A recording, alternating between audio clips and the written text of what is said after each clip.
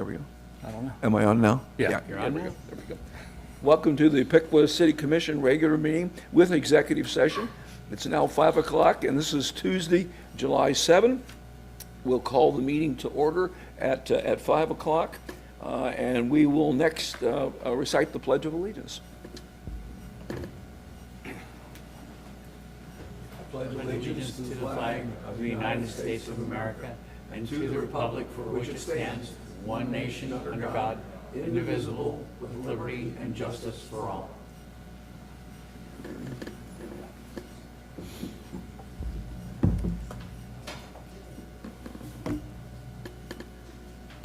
Would the clerk please call the roll? Commissioner Simmons, Here. Commissioner Walker, Here. Mayor Vetter, Here. Commissioner Wade, We understand Commissioner Wade will be absent tonight. Commissioner DeBras. Here. Mr. Mayor, I would like to make a motion that we excuse Commissioner Wade for this evening's absence. I'll second. Moved and seconded that Mr. Wade be excused from tonight's meeting. All those in favor indicate by saying aye. Aye. Opposed, same sign. Mr. Wade is excused. Next, we were going to consider the adjournment to executive session. Need a motion to that effect. Make a motion that we adjourn to executive session. Second. He said second. Support for? Second. Yeah. It's been moved and seconded that we move to executive session. All those in favor signify by saying aye. Aye. Opposed, same sign. We are going to go to executive session to consider appointment, employment, dismissal, discipline, compensation of the city manager or city clerk. Number 2, to consider pending or imminent litigation. And number 3, to consider confidential information related to economic development as further defined by the Ohio Revised Code, Section 121.22G8, or as amended. We're in executive session.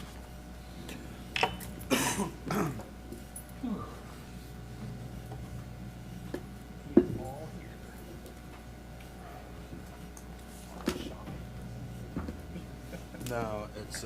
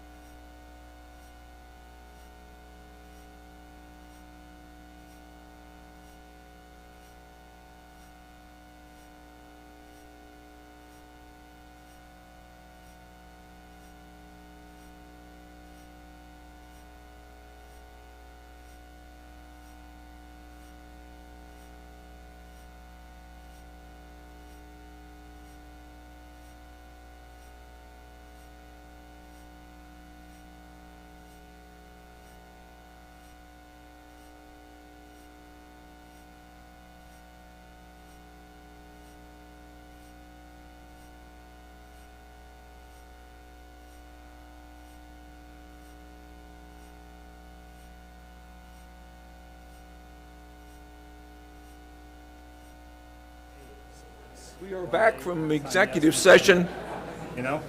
and I would ask for a motion to adjourn from executive session. Mr. Mayor, I move that we, there we go. I move that we adjourn from executive session. Second? Moved and seconded that we adjourn from executive session. All those in favor signify by saying aye. Aye. We are now adjourned from executive session, and now we'll have a roll call as we get ready for the next part of the meeting. Commissioner Simmons, Here. Commissioner Walker, Here. Mayor Vetter, Here. Commissioner DeBras. Here. Next, we will consider a motion to approve the business agenda. Mayor Vetter, I'd like to request that we remove Resolution R-85-26 related to the DORA from the agenda tonight.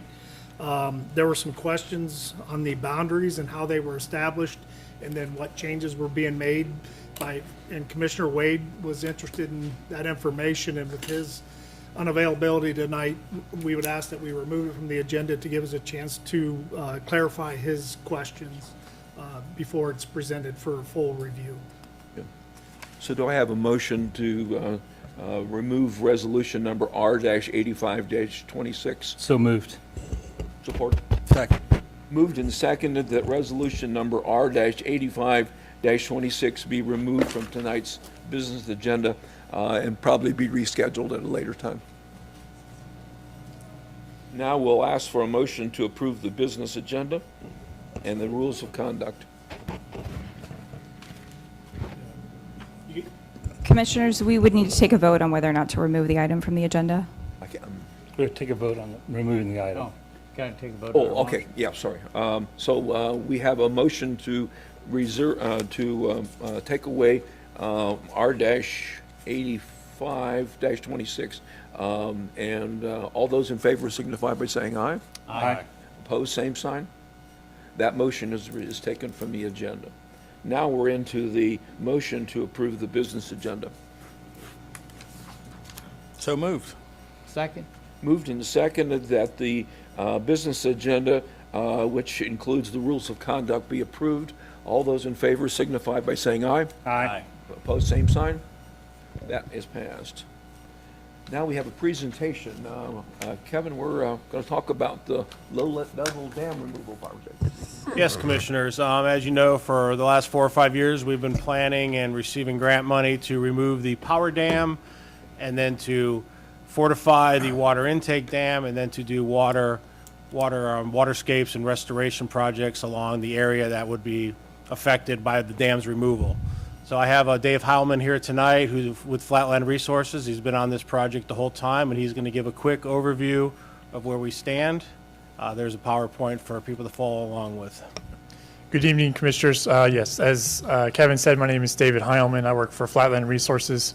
We are the lead design consultant for this dam removal, dam modification, and river restoration project that we've been fortunate enough to work on since 2019. So, as Kevin has mentioned, we have quite a few partners. Some of the financial partners include the U.S. Fish and Wildlife Service, the Ohio EPA, and the H2O Ohio program.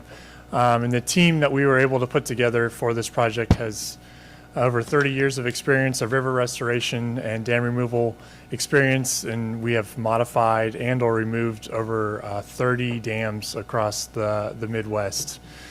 So the goals of this project, as were laid out through multiple public input sessions and conversations with the city of Piqua and other stakeholders, was to create and maintain recreational access along the Great Miami River, enhance aquatic habitat for aquatic species, including fish and mussels, enhance user experience of the trail and the river, and to reduce bank erosion and improve water quality. So everything that we plan to implement and everything we designed aims to achieve at least one of these goals.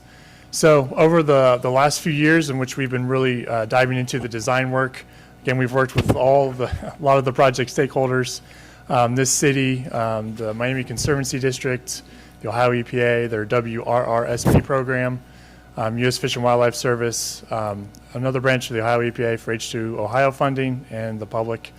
We have finalized or are finalizing project funding through the Ohio EPA WRRSP program, H2 Ohio program, and U.S. Fish and Wildlife Service, their fish passage program. We have essentially completed the design. That 90% design is in the final review by the Miami Conservancy District. And we are working through kind of the final phases of permitting the project with the Army Corps of Engineers and doing a large mussel salvage and relocation. So that being freshwater mussels that are within the project limits. I just wanted to highlight a couple of the main project components as Kevin talked about. This is at the water intake dam where we will be constructing a constructed riffle made of rocks and boulders that allows for fish passage upriver and allows for safe recreational passage over the dam and downstream the river. We'll also be putting in a canoe launch along the Great Miami River Trail. Then here in the heart of downtown, we'll be making enhancements to the riverbank, mainly in the form of hardscape, limestone steps, which I realize the pictures are small there, but it allows a way for people to access the river's edge, and will enhance the beauty of Loch 9 Park and that investment that your community made in that public space.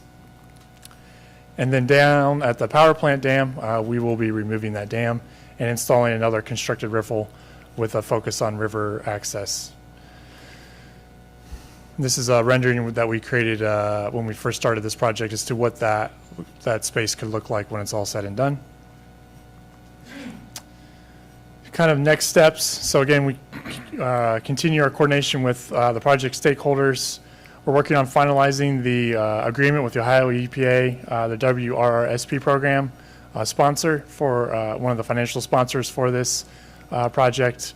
Again, be working on the freshwater mussel relocation within the project limits, and then kind of getting to the bidding process and bidding the project out to contractors. So right now, our engineer's estimate is about $3.5 million for the dam removal and the modification and the river restoration along the Great Miami River throughout downtown. And we hope to begin construction, assuming the numbers come back where we want them to be later this year.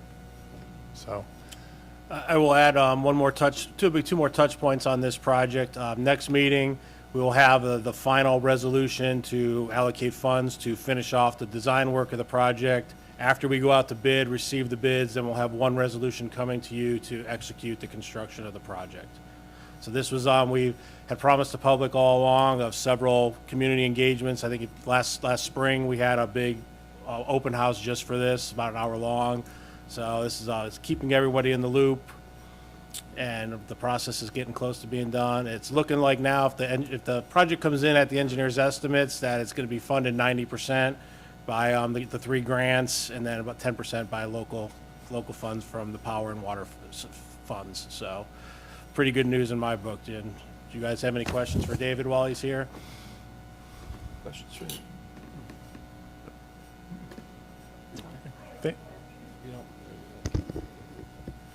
All right, we're getting ready to move on. Thanks for your presentation.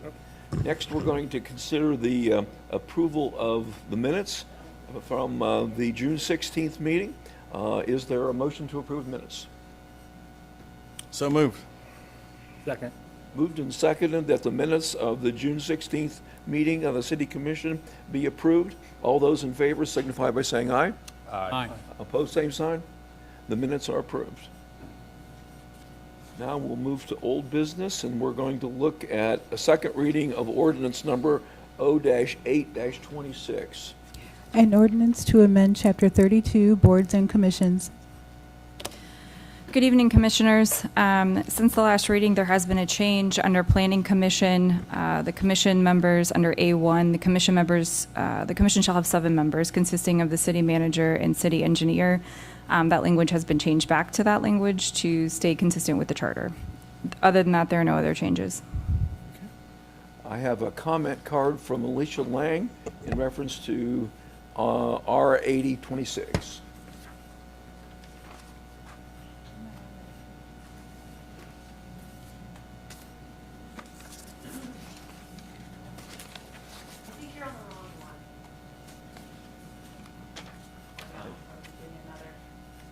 I have several from you.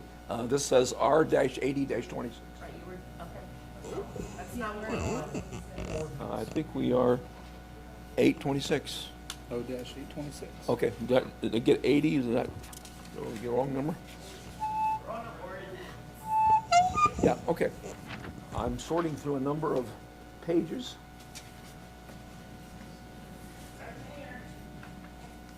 I have a comment card from Jonathan Wessel for 0826.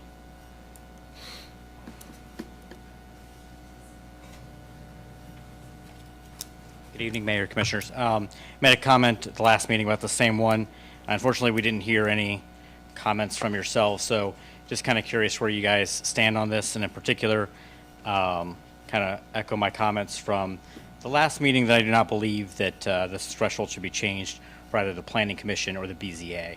The other boards, committees can't really take any action on their own, but the Planning Commission and the BZA are unique in that the members of those boards alone can actually take action, special use permits, and then obviously overturning some zoning appeals. So I ask you for you to reconsider those two. If there's an attendance issue with members of those boards, that can be addressed, but I don't think that this change is the right one. Thank you.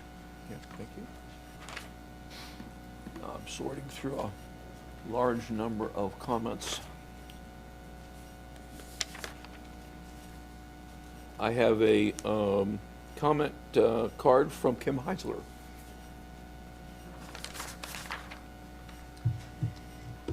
Hello, guys. A couple of things. I wanted to hear what Jessica said again. For some reason, it didn't trigger, but let me ask these questions first, and then if she could repeat that, because she said something about the members going to 7 and then changing it back. I didn't quite catch that, but if you could repeat that, that would be fantastic. Of course, I can't talk about it after you mention it because we're not allowed to rebuttal, but I would have liked to have heard that first. So I want to also reiterate what Jonathan had said. We need to fix our process instead of lowering our standards. The two groups that he talked about, the zoning and the planning, they are a small group of people, and to make it so that only two can make a decision to pass an outcome that's going to change the entire city is not right. We shouldn't lower our standard just to get something to pass. That's not right. We need to fix the process, and we should not settle for less. So again, I'd say reconsider this issue. Do not allow that to change. One of the other things I wanted to mention also is that in the records group or board that's in there, the records group is the only one where the one person from the one public person that's voted on is voted on by the city manager. I'm kind of confused as to why that would be that way instead of not being like you commission assigning one person to the records commission. It just makes no sense to me why that would be different. It just seems like if that happens, it's more control from the city to look at records or to get rid of records that maybe we need to keep because they're a little bit more connected than you guys. And also, it's been quite some time. Today, look at how many people were here. That's a lot. That's great. It's fantastic, and thanks, guys, for showing up. How long is it going to take us to be able to broadcast this and put the non-agenda public comments on YouTube also?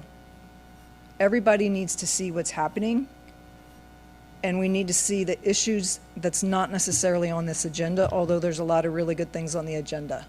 Please put it back on YouTube as one solid meeting. That would be great. And I would, Mr. Mayor, can you have Jessica repeat what she had said earlier in case I have a question about it, please? I still have 2 minutes. Okay. If she could. Can we do that? Can you repeat what you said earlier about?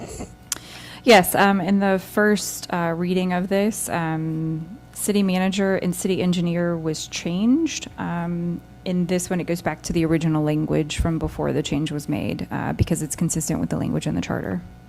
that those two members will be ex officio members of the board. Didn't you say something earlier about 7 members back to something? The language is always and was always going to remain, the commission shall have 7 members. 2 of those are ex officio, city manager and city engineer. Okay. I just didn't understand correctly, I suppose. Okay, thank you. Thank you. Checking my cards to see if I have any other comments for this resolution. It appears I do not.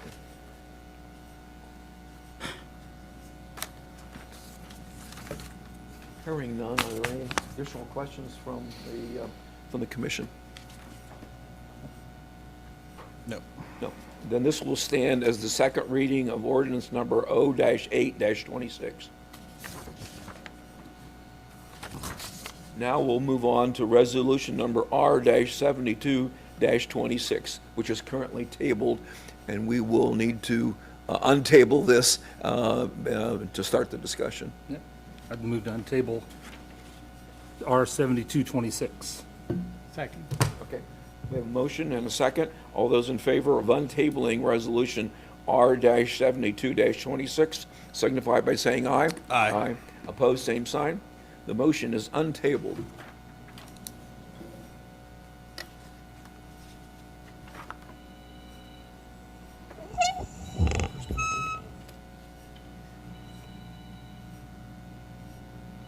Commissioner Walker, I believe that there were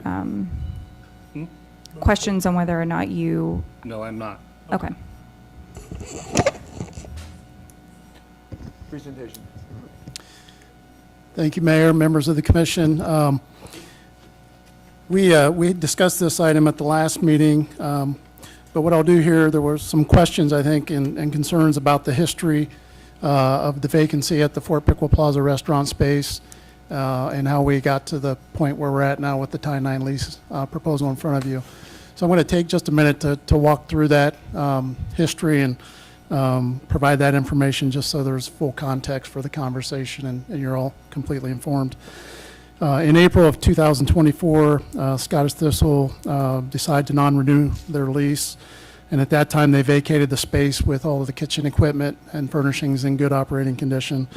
From June of 24 until December of 24, we actively reached out to a number of different restaurant operators throughout West Central Ohio with established locations and a history and a proven track record of successfully operating their business. And we were able to have conversations with a couple different prospects, but neither of them led to anything happening. They both ultimately declined to pursue the space. There were a couple different unsolicited proposals, but in both cases they were lacking qualifications or experience to be able to undertake the restaurant operation at that location. In January of 2025, I received an inquiry from Mr. Lillycrap here in Piqua, and he expressed an interest in the Fort Piqua Plaza space. So I worked to provide him with access and introduce him to Kyle Hankelman, the former Community Services Director, who was responsible for operating the building and doing the lease agreements there. There were a couple months that passed, a couple different visits, investigation of the space to see what the conditions were, what the space configurations look like, and ultimately that led to a proposal being presented in June of 2025. The conversations, as I was led to understand, and from what I recall, the proposal, and I've since went back and pulled together the numbers so I could understand it for myself, we're below market rate, and when I say below market rate, that's referring to data that we can pull from CoStar, which is a real estate data analytics tool that provides you with information about the current leases and acquisition prices of different properties throughout both Piqua and the region or the state or the nation, however far you want to go with that. What it told us was that the market rate for a lease of a restaurant space in downtown Piqua should be at $14 a square foot. And there were some very direct comps, not the least of which was the Submarine House. So we were able to arrive at a position that the market rate is $14 a square foot. That's a net lease structure, meaning that the tenant under those type of deals pays the utilities, pays their own general liability insurance, And if there's liquor liability insurance necessary, they would pay that. The building owner, in this case, the city of Piqua, would bear the burden of the building insurance and take care of property taxes, which would be the case under any lease structure over at that location. The conversations ultimately didn't go much beyond that initially. There was lack of interest in entertaining a below market lease rate, and subsequently the conversation stalled, only to be resumed again later that fall. In the July timeframe, there was some back and forth discussion about working to reengage that ultimately led to, in October, 3 counteroffers being provided to the prospect who was interested in the space. And all of those were structured in a manner that was comparable to what the proposals received, presented, but were using market rate numbers. The term, as it turns out, was not desirable by the prospect, and that was communicated back to the Community Services Director, who responded with a 4th alternative that extended the term to make it more aligned with what the prospect was looking for, but kept the numbers at what would bear a market rate in terms of revenue for the city to be able to operate and maintain the building and its space and its responsibilities at that location. That was in November of 25, and at that point, from what I understand, the offer, the counteroffer was rejected and discussions discontinued. Fast forward to March of 26, there was an article in the Dayton Business Journal that caught the eye of Community Service Director Hinkleman that was highlighting Tony Clark and his food entrepreneur experiences and what he has been successful in doing with his ownership of Thai 9 in Dayton, Main Street Deli in Lima, and several other operations. And it was suggested that we reach out to him and see if he would have any interest in Piqua. So I did that, just like I would for any other vacancy in town. If there's an opportunity, we try to find parties that would be interested in coming to Piqua and doing great things. I invited Tony up. We walked around downtown, looked at all the different buildings that were available, everything from Moe's to the Edison building, to the building on Spring Street, the Chocolate Nation building, the former Z's location on North Wayne, and also the Fort Piqua Plaza restaurant space. And ultimately, throughout the tour, was pointing out some of the significant progress that's happened in the community with the downtown streetscaping, placemaking, Lock 9 improvements, some of the other industrial activity that's been ongoing with expansion of businesses like Hartzell Propeller and others. And the feedback was I would be interested in the Fort Piqua Plaza restaurant space. You guys have a lot of exciting things going on. I would love to be a part of that. I could see a second Thai 9 location here, which led then to my introducing Tony to Mr. Hinkleman so they could discuss his interests and figure out if there was a proposal that made sense there. And ultimately, there were terms that were arrived upon that reflected a market rate lease structure where the prospect would be paying $12 a square foot in years 1 and 2, $14 a square foot in years 3, 4, and 5, and paying the utility cost as you normally would have with a net lease arrangement for a location like that. Likewise, in the Thai 9 lease, there was no request of the city for any upfront investment in fits and finishes, I'll call it. So for paint, light fixtures, tables, chairs, decor, the prospect in that case, Thai 9, was footing the bill for all of that with no ask of the city to upfront any capital cost. Whereas with the other proposals, there was a request that the city contribute anywhere from $50,000 to $150,000. That led us to the lease being prepared, both parties having reviewed it, legal counsel for both sides having reviewed it and approved it. And unfortunately, at that time, it was when Mr. Hinkleman departed for another job, and the lease was handed to me to bring to City Commission, which is what was before you at the last meeting. The context is there simply because some of these things were brought up in previous discussion. To my way of thinking, there's no interest on my part in having a dialogue here that's disrespectful to any of the parties involved. but I do think it's important that we respond to the things that were mentioned and that we put all that information out there. Again, out of respect for all parties involved, I do have a side-by-side comparison of those lease terms and the numbers that are generated by that on a slide here.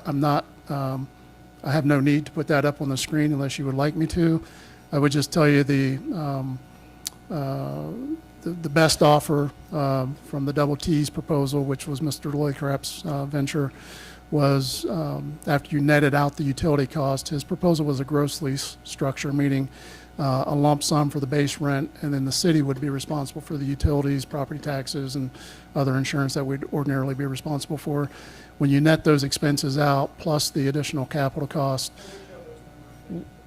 I'd be fine with that.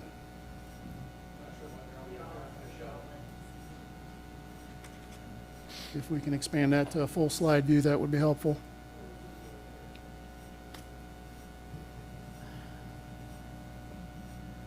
Shane, I don't know if you're able to expand that to a full slide view.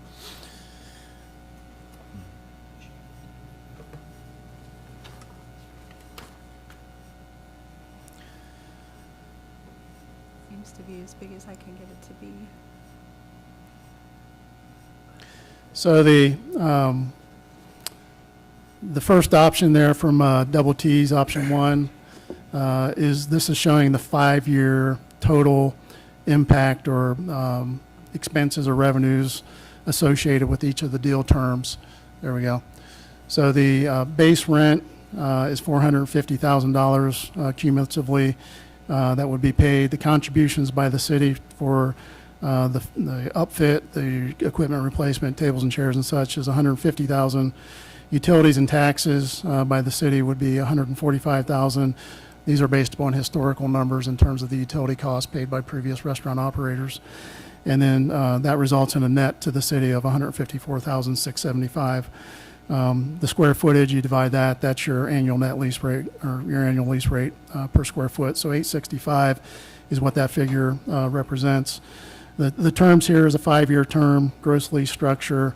Double T's pays the base lease and the general liability insurance. City pays the utilities, property taxes, $50,000 in modifications, paint, floor finishes, lighting, bar, door, $100,000 for new kitchen equipment, tables and chairs. Whereas the column on the right, the tie-9 lease, that's the base rate that generates $44,296.60, and then the contributions by the city are zero. For the outfit and finishes, utilities are paid for by the tenant, so zero to the city, resulting in a net lease to the city of $210,199. And the square footage, you divide that out, that's $1175 a square foot after you net out the property taxes that the city ordinarily and would pay here. That's a 5-year term net lease structure. Again, they're paying the base lease, general liability insurance, and utilities. $150,000-ish is what they anticipate, and their modifications, flooring, finishes, any other improvements that they would make, tables and chairs, and et cetera, the city pays property taxes. The second one, if you want to go to the next slide, is the second option that was presented. That generates $315,000 on the Double T's per year in lease revenue. Contributions requested of the city are $100,000. The utilities and taxes over that period of time would be approximately $145,000. That nets to the city $72,112, which represents about a $3.90 square foot lease rate. Again, a 5-year term structure, gross lease, base lease, general liability, $50,000 in new equipment, tables and chairs by the tenant, the lessee. And then the city would pay utilities, property taxes, $50,000 in modifications, $50,000 in new kitchen equipment. These are what the proposals suggested. And the column to the right, tie-9, again, generates the $44,296 a year. No contributions by the city necessary, no utility costs carried by the city. That's that 210, same numbers as the previous item, the $1175 a square foot, which is in that neighborhood of the market rate that we validated with the data previously. Option 3, if you could go to the next slide. This one is, the base lease is, revenue on the Double T's proposal would be 188.4. The contributions by the city would be 50,000. The utilities and taxes by the city, again, is about 145. Because this one also includes 18 months of no rent that's requested in exchange for there being a $100,000 investment by Double T's in replacing kitchen equipment. When you net out the expenses to the city and the revenue from the revenues that would be generated, the square foot rate is negative 39 cents. 5-year term, gross lease structure, Double T's paying the base lease rate, general liability insurance, 100,000 in new kitchen equipment, tables and chairs. City pays utilities, property taxes, 50,000 modifications. Same terms on tie 9 as on the previous 2 items. I would just wrap it up on the last slide here by noting that, again, the market rate comps tell us that it should be about $14 a square foot for this space. The Double T's proposal were presented and rejected in the summer of 2025. The counter offer that was presented by the city in 2025 were rejected by Double T's. And tie 9 was engaged after all the conversations with Double T's discontinued. And the city of Piqua taxpayers currently subsidize the Fort Piqua Plaza annual budget due to the below market lease rates that have existed in that building for quite a number of years, which is an issue in that the general fund budget of the city is subsidizing the building anywhere in the neighborhood of $250,000 to $500,000 a year, depending on what issues arise in a particular year. And so there is a concerted desire by the city to get the lease rates back up to something comparable to market rates so that we don't have to carry that subsidy to operate that building, and the taxpayers aren't footing the bill for that need. Again, just to reiterate, your comparison here is a lease rate of $11.75 on the tie 9 proposal that's being presented, which is $12 a square foot in years 1 and 2. It does include a 6-month period of no rent during their upfit of the space. If they activate, that means if they open the door and open for business prior to the 6 months, then the lease rates start immediately. So that could be in month 2, 3, 4, or 5. But if they go beyond 6 months to ready the space, then the lease starts regardless. And the counter proposal from the city was $11.69 a square foot when you net out the utilities. That was the counter proposal that met the 5-year term and some of the other things that were being asked for by Double T's, but was ultimately rejected. And I've already mentioned the square foot rate on the other options that were proposed. And this is reflective of some of the challenges we've had over there in terms of the needs of the building. It's an older building. It has a lot of maintenance requirements, and there's things that we need to do to continue to make it suitable for occupancy and operable. And the only way we're going to get there is if it generates revenues that perform the way a building of that size and scale and configuration should perform. I'll stop there. I think I've already mentioned all the particulars of the proposed lease in the previous discussion, but if there are specific questions pertaining to the tie 9 lease, I'm happy to respond to that. I have a comment card from Don Smith.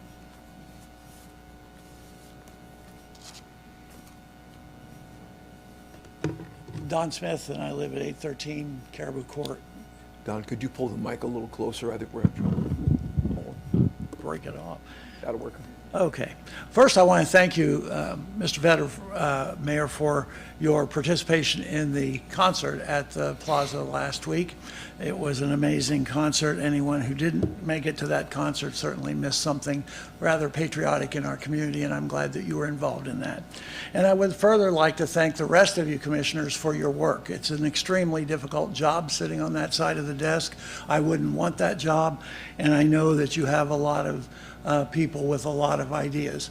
And what I would like to do is talk to you just a little bit about my concern. I have a concern that the Piqua City administration has not been forthcoming with the commissioners, generally speaking. I feel like there are things that are happening that are not necessarily brought forth in the way that I think they should be, especially regarding the Fort Piqua Plaza. there is no transparency there. The plaza is one of the most important buildings in our community. I mean, it's absolutely the epitome. It's our claim to fame, downtown Piqua. And it has been brought to light by many people as donations were made to get the building up and operational. And the last years that it's been operational, it's been certainly a centerpiece to the city of Piqua, and I think it will continue to be that way. I hope you support that. The surroundings in the building are perfect for the library. I think it's truly a highlight to the history of Piqua.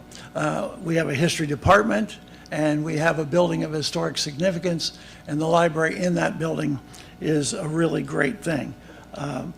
If we need to take a little money out of our budget to cover that, I think it's important enough as part of what the city is to do that. It's been rumored that the library board is planning to move from the plaza and that their board is looking for other location options. This would be a huge mistake in my position. I encourage you to, as commissioners, to get involved and begin good faith negotiations with the library board. Further, the plaza restaurant space, it has been mishandled by city commission administrators in the past, from its beginning, really. I mean, there's been a number of restaurants that have tried and not made it there. Numerous parties have shown interest in the location over the last couple of years, and it's difficult for me to understand how, as commissioners, you weren't made aware of those things as they were happening. I want to go on record. I am not opposed to Thai 9 in the city of Piqua. I think it would be a great addition to the community. It's a good thing. It would be a destination for other people to come to our city for a really nice restaurant. That's all good stuff. But I also believe that we need to consider the people who live locally, and more specifically, the kinds of things that they might be interested in. There are other buildings, as Mr. Schmeezing mentioned, and I think personally the Elks building would be a perfect place for a nice restaurant also.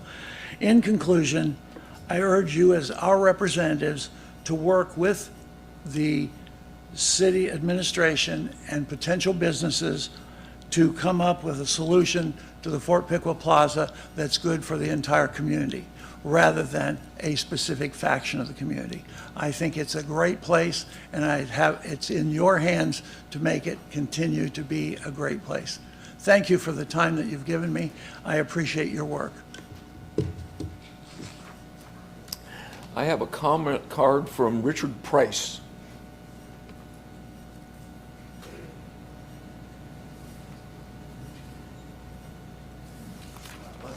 About was pretty much negated by your display of the facts. But I still, were both leases had like first right to the library building written in them? You said that Thai 9 can lease any space that empties in the building. Were both leases written like that? That the other lessor could have. My concern was you said the library has no lease. And you also said that the lease for Thai 9 means that they could actually take over the library. Before the library, the way the lease was written as explained last week.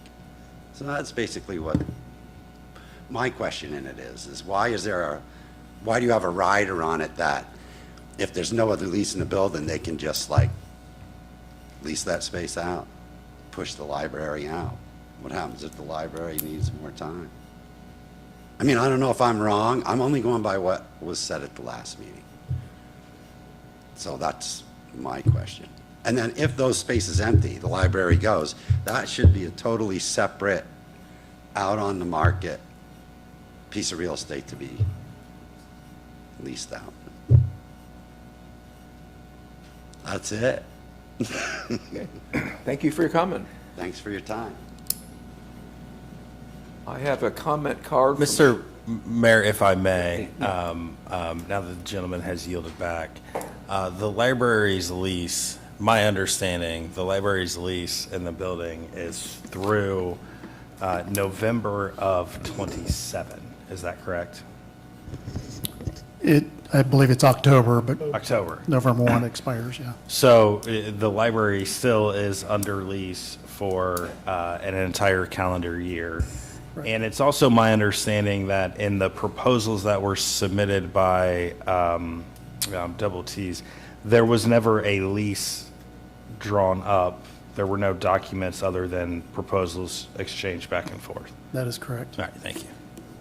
I have one thing. Yeah. And the first right of refusal in the release has been updated, correct? Yeah, there's no ability to supersede the lease with the library. If they're leasing the space, it's their space. Other questions? Okay. I have a comment card from Troy Uhl.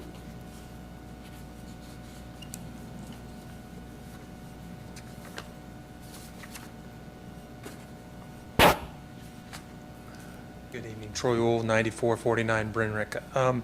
I just came in support of Chris Smeezing today and talking to him when I heard first of Thai 9, as my wife and myself kind of like to go out to eat to different places, and I had no idea about Double T's at all. I like Tom Lillicrap. He's a good guy. He's done a lot of great things for Piqua, Ohio. My first impression was wow. Established restaurant that has been in Dayton, Ohio for 26 years, has been a place that we've went to a couple of times, would be a great opportunity for Piqua to bring other people into our town from surrounding areas instead of people from Piqua maybe having to go out. I have no real dog in the fight. I just thought when I first read this, I thought that is an outstanding place for a place like Thai 9 to bring in different types of food for different people as we continue to try to grow our downtown area, which has absolutely been amazing with some of the concerts that I've been to this summer and so forth and so on. So I just wanted to come and give my 2 cents about where I stand in terms of leasing and all that kind of stuff. I'll leave that up for your guys' better judgment to make good decisions. That's why you're elected officials. I just wanted to come and make a little comment. Thank you for your time. No, thank you. I have a comment card from Skip Murray.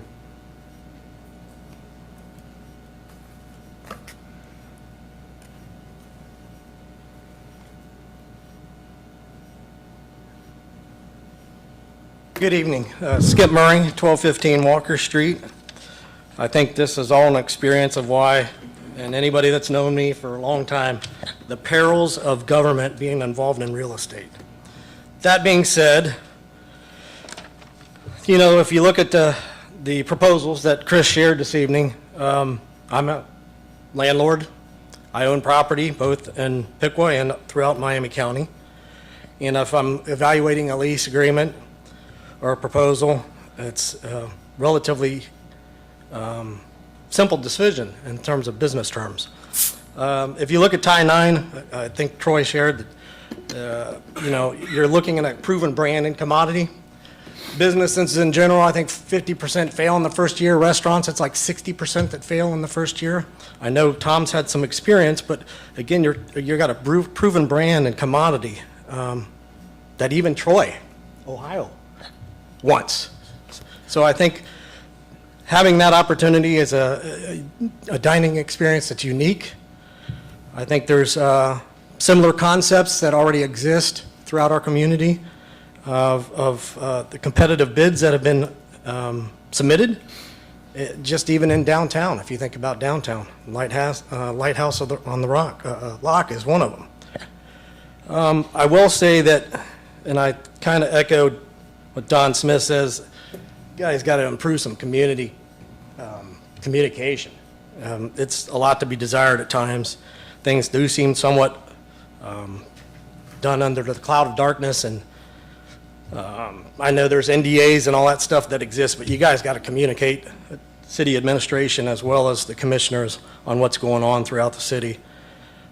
We've tried, and back to the experience of Thai 9 versus some of the other things that have been proposed there, we've tried the local family concepts. They haven't worked. They haven't lasted, unfortunately. And the reality is that as a landlord, even though I don't like government, being a landlord or in the business of rentals, they get to choose their tenant. So if they feel that this is the best opportunity to fill that space, and it makes business sense for the city and the taxpayers, and keeps us from subsidizing some of the rent and exposure that we have in terms of risk, then I think that's, again, a very easy decision. It brings out-of-towners. You know, they're going to buy gas here. They're going to shop downtown. They're going to walk downtown. They're going to visit Lock 9. I was just at Lock 9 a couple of weeks ago at a concert, and I just happened to strike up a conversation that somebody came down from New Bremen. So we're getting people to come. It's a destination. I think a Thai 9 restaurant is a destination that people from elsewhere will come in and experience our community. They'll come back. They'll tell their friends. I don't see any downside to proceeding along those lines. But again, I want to reiterate and close my comments by just saying transparency and communication goes a long way, folks. Thank you. Thank you. I have a comment card from Kim Heisler.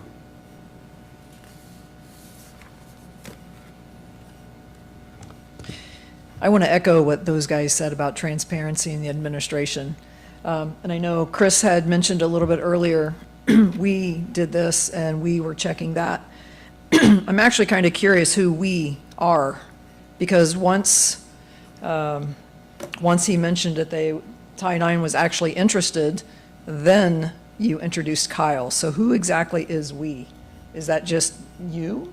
Is that the city? Because I don't think these guys were aware of what was going on. And again, transparency and the administration being open and honest with you guys. I don't think it matters. I mean, it doesn't matter to me who ends up there. I mean, obviously the track record hasn't been good. I've seen a lot of good things about Thai 9. It doesn't matter. That's not the issue here. The issue is the process and doing it right instead of, again, behind the scenes and at the last minute. As evidenced last meeting, it was advertised that it was already coming to Piqua before the meeting even started. So who is making the decisions before they're happening? And this isn't the only thing that's happened with sanitation, data center. There's a lot. The process is broken. We need to start with a good foundation and then move forward. You know, and currently we don't have a city manager, we don't have the finance guy, we don't have the Kyle Hinkleman, and we've got a purchasing agent out. We got 4 key people out, yet we're moving forward as if nothing happened and we can still do this. That might be part of government, but we need to fix the process as we move forward. Another thing, Chris, you had mentioned is that you have a concerted desire to move forward with this group. That's great.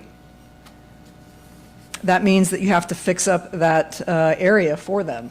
Part of that, the library has had issues in the basement, I think, pretty much since they moved in. It's been problem after problem after problem. And from what I've understood from several different people is that they're just brushed off, we're not going to deal with it. Just put a blanket over that area and nobody will ever know. So for years that's happening. So I don't know why they've moved everything up from the basement, but now they're not even utilizing it because there's air quality issues. But you know what? Thai 9's coming in. We're going to fix it. We'll fix it up. Library's leaving. These guys got first chance at the basement now. The process is broken. There's bits and pieces, I didn't, no pun intended, but bits and pieces of things that actually need to be put together and looked at over, you know, an overhead view to see what's happening.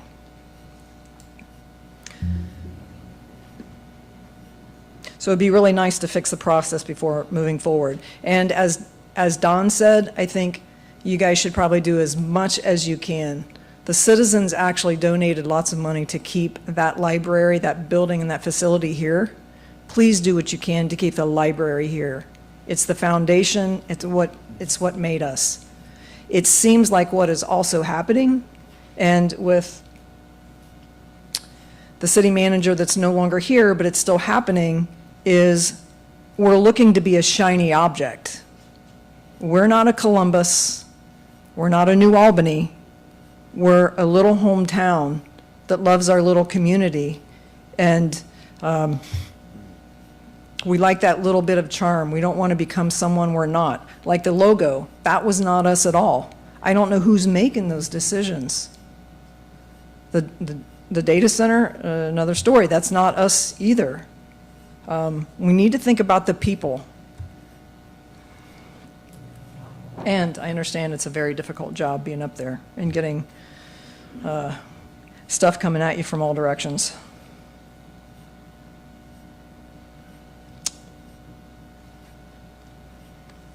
Okay, that's it, thanks. Thank you. I have a comment card from Tom Lithicrap.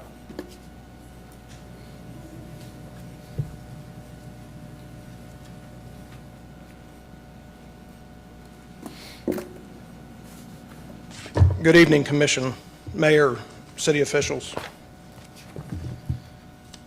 I think since this topic involves us directly, that we may get a little bit more than 5 minutes, Tony, Clark, and myself. And the reason I ask for that is because he and Chris Smeezing dismissed themselves at the last meeting before we could ask questions. So first, I want to thank our community for their incredible support shown to Tie 9 and Bits and Pieces over the past month. It has been overwhelming, and we are truly grateful. However, I want to be very clear that my comments tonight are not about Tie 9, and they are not about Bits and Pieces. They're about the process. My concern is how we arrived at this point, who made this decision to move forward, and were the proper procedures followed. Our community expects transparency, fairness, and consistency from its local government. Those principles are important because they ensure every individual and every business is treated equally. When I expressed interest in the property at 110 West High Street, I received an email from Chris Smeezing on city letterhead on February 11th, 2025, outlining the procedure the city would follow regarding this property. Unless I have more than 5 minutes, I'm not going to read that, but it gives a real strict outline of the procedure in which we follow as a city. Based on that communication, I understood that that was the established procedure. Then on May 15th of 2025, I received another email from Kyle Hinkelman with Chris Smeezing and Paul Orbendorfer copied. Again, outlining essentially the same process the city would follow before entering into a lease agreement. Again, I don't think I have the time to read that, but it was almost a carbon copy. Those communications reinforced my understanding that there was a clear and consistent process in place. That is why I am here tonight. My concern is not about the outcome. It is about whether the process was followed fairly and consistently. If we expect our citizens and businesses to follow established rules and procedures, then our city government should be held to the same standard. For that reason, I respectfully ask the Commission to pause and restart this process, review all available options, and ensure that every step is conducted openly, fairly, and in the best interest of this city, our community, and our citizens. I really find it interesting that Chris has the ability to maneuver things so they play in his favor. So let's look at this just really quick. So you as a city did in fact receive my offer. Not sure where we got the figures if that wasn't true. So we offered this space at $3,578 a month to Tie 9. Mine was a $7,500 a month with some accountability held on the city. You own the property. So let's just take $7,500 minus $3,578, which is the rent that's offered. That leaves $3,922 for utility costs that we have no idea what they are because I did the homework. I find it interesting that we highlight the points that we, the city, want to highlight and not tell the full story. So let me go back to that, since Chris brought that up. I have that printed email, and yet we highlighted just the certain points that benefit the city. And I'm not sure if you realize in that contract that we may be signing this evening, that it states, equipment condition and warranty and repair protocol, leaseor, that would be the city, represents and warranties all existing kitchen equipment, walk-in cooler, freezer units, bar fixtures, HVAC, plumbing, electrical, premises, good working order with all applicable codes. Leaseor shall be responsible for any pre-existing deficient codes for ongoing kitchen appliances is listed there. I did a walkthrough with Chris Schmeezing, Paul Orbendorfer, and that's where the $100,000 came from, because that's how much work it needs per health department code before you can rent that property. Let me go back just really quick. That lease that they were talking about that they proposed to me was a 2-year lease with the option for the city to opt out after 2 years. Was not a fair offer. Again, only highlighting the points that you want to make clear so you get that little check mark beside your name for economic development.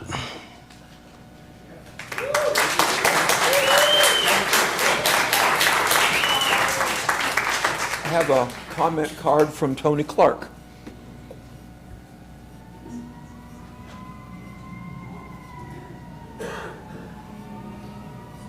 Good evening, everybody. My name is Tony Clark. I am the owner of Tie 9. I wanted to take my time today just to thank a few groups of people. First of all, the commission directly. Thank you for your time and listening to the complexities of these issues. I know, I sense, I feel that you've looked through a lot of data, you've seen numbers, you've considered the community impact, and I appreciate that whatever your decision is, it's not an easy decision. So thank you for that. I'd also like to express my appreciation for the economic development plan that you all have had in place for years. When I came to Piqua to look at buildings, to look at opportunities, I was impressed by the work that has been done to date. That's what made Piqua such an interesting spot for us. I was impressed that there was a solid plan, it was being executed, and that the plan wasn't done.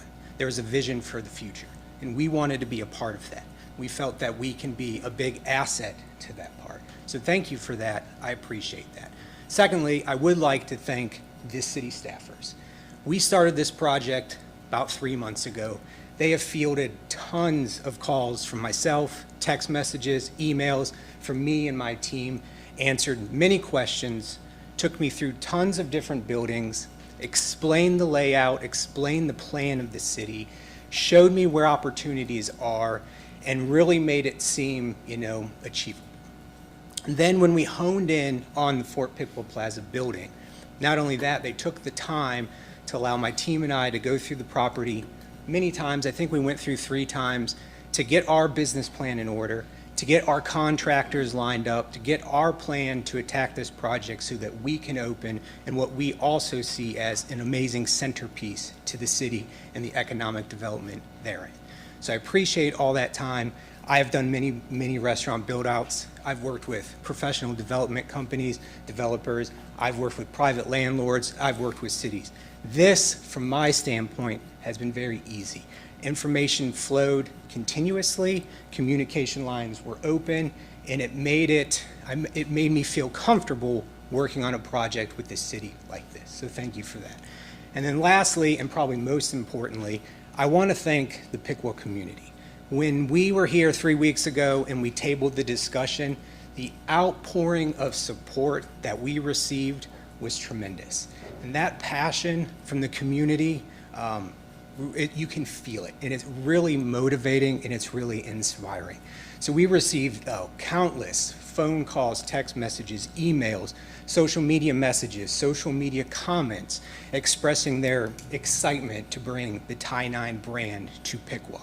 Of course, when we started, the process, just like any business, we looked at Piqua, we realized we had some brand recognition up here. We had data that supported that. We came up here, we looked at everything, but seeing the community rally to us, want us here was inspiring. And so really, I thank the community for that. Whatever you decide, I wish whomever gets the location the best. Thank you. Any questions, I guess? Is that, okay, thank you. Thank you for your comment. I believe I have exhausted all the comments in reference to Resolution R-72-26. Are there comments, questions from Commission? Yes. So the one thing that you mentioned, Chris, is that the proposals that were given to you guys from Tom Lillicrap, they're a year old, right? June of last year. Yeah, a year old. Okay. And so the comparison that you're making is with a contract that is not quite signed, but is only, 3 months old. And if I vote to say, no, I don't want to pass this resolution, it would only be to have both business owners give Mr. Lillicrap a chance to update his proposal, bring it up to 2026 numbers, compare them. And we might still say yes to one, we might say yes to the other. But at least this way, we know that we followed the process and we did it fairly. Because right now, I don't know that we followed the process. And I'm not exactly sure that we did it fairly, at least as far as Mr. Lillicrap was concerned. That's all. Okay. Other questions? I have a question on the equipment that's in the facility. I think you stated that the only thing bad in there is the ice maker. Is that correct? We asked yes, we had staff look at it who takes care of that type of items, and they reported to us the ice maker was the only thing in need of repair. So the Tie 9 representative can say that's probably the only thing that the city's going to have to put out as half of an ice machine? Can you answer that question? Come on.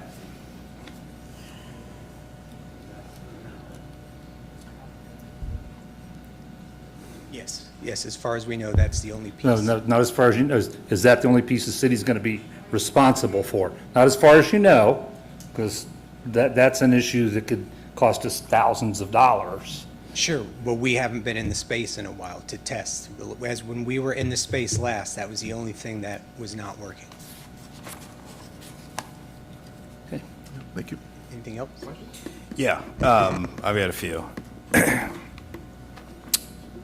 So, Mr. Schmeezing, it's my understanding, again, that the Double T's submitted 3 initial proposals. The city sent a counter proposal, and then there was somehow a 4th proposal that was submitted. Can you help clear that up for me? Yes. So recognizing the need to understand the history better than I did at the previous meeting, I went and researched what I could find. We had the proposals that were submitted in June. Mr. Hinkleman's emails communicated a counter proposal in October with 3 options. And then there was a subsequent email offering a 4th option in November. Okay. And look, I don't, this situation is a little awkward for me. I graduated with Mr. Lillicrap. I consider him a friend. I had a couple conversations with him about this. After the initial proposal was sent to Mr. Lillicrap, did we receive anything back as additional changes that he would like to see in that proposal? Did the conversations continue? I mean, I know the answer to the question that no, we never went to the step of actually exchanging lease documents, but was there additional back and forth after that final proposal was sent? I could not find an email where there was a response to the counter proposal. I don't know if there were any other conversations that did not include me, but in the email threads that we could identify, the counter offers were sent, but a reply was not received. Okay. And because I too share Mr. Simmons' concerns as far as the process and how this was going. When Mr. Lillycraft approached me, I believe it was in the fall of last year, to which I then initiated conversations with the city manager and the community services director at that point in time, which I believe was the result of the fourth proposal being sent to you. And in full disclosure, after that was sent, our conversations kind of fell off at that point. So before I'm willing to move on, I'm going to pose you a question that you don't have to answer if you don't want to, but I'm going to ask it. And that is, you now know the details of the lease agreement that has been put in front of Mr. Clark that he's willing to accept. Would you accept that lease agreement?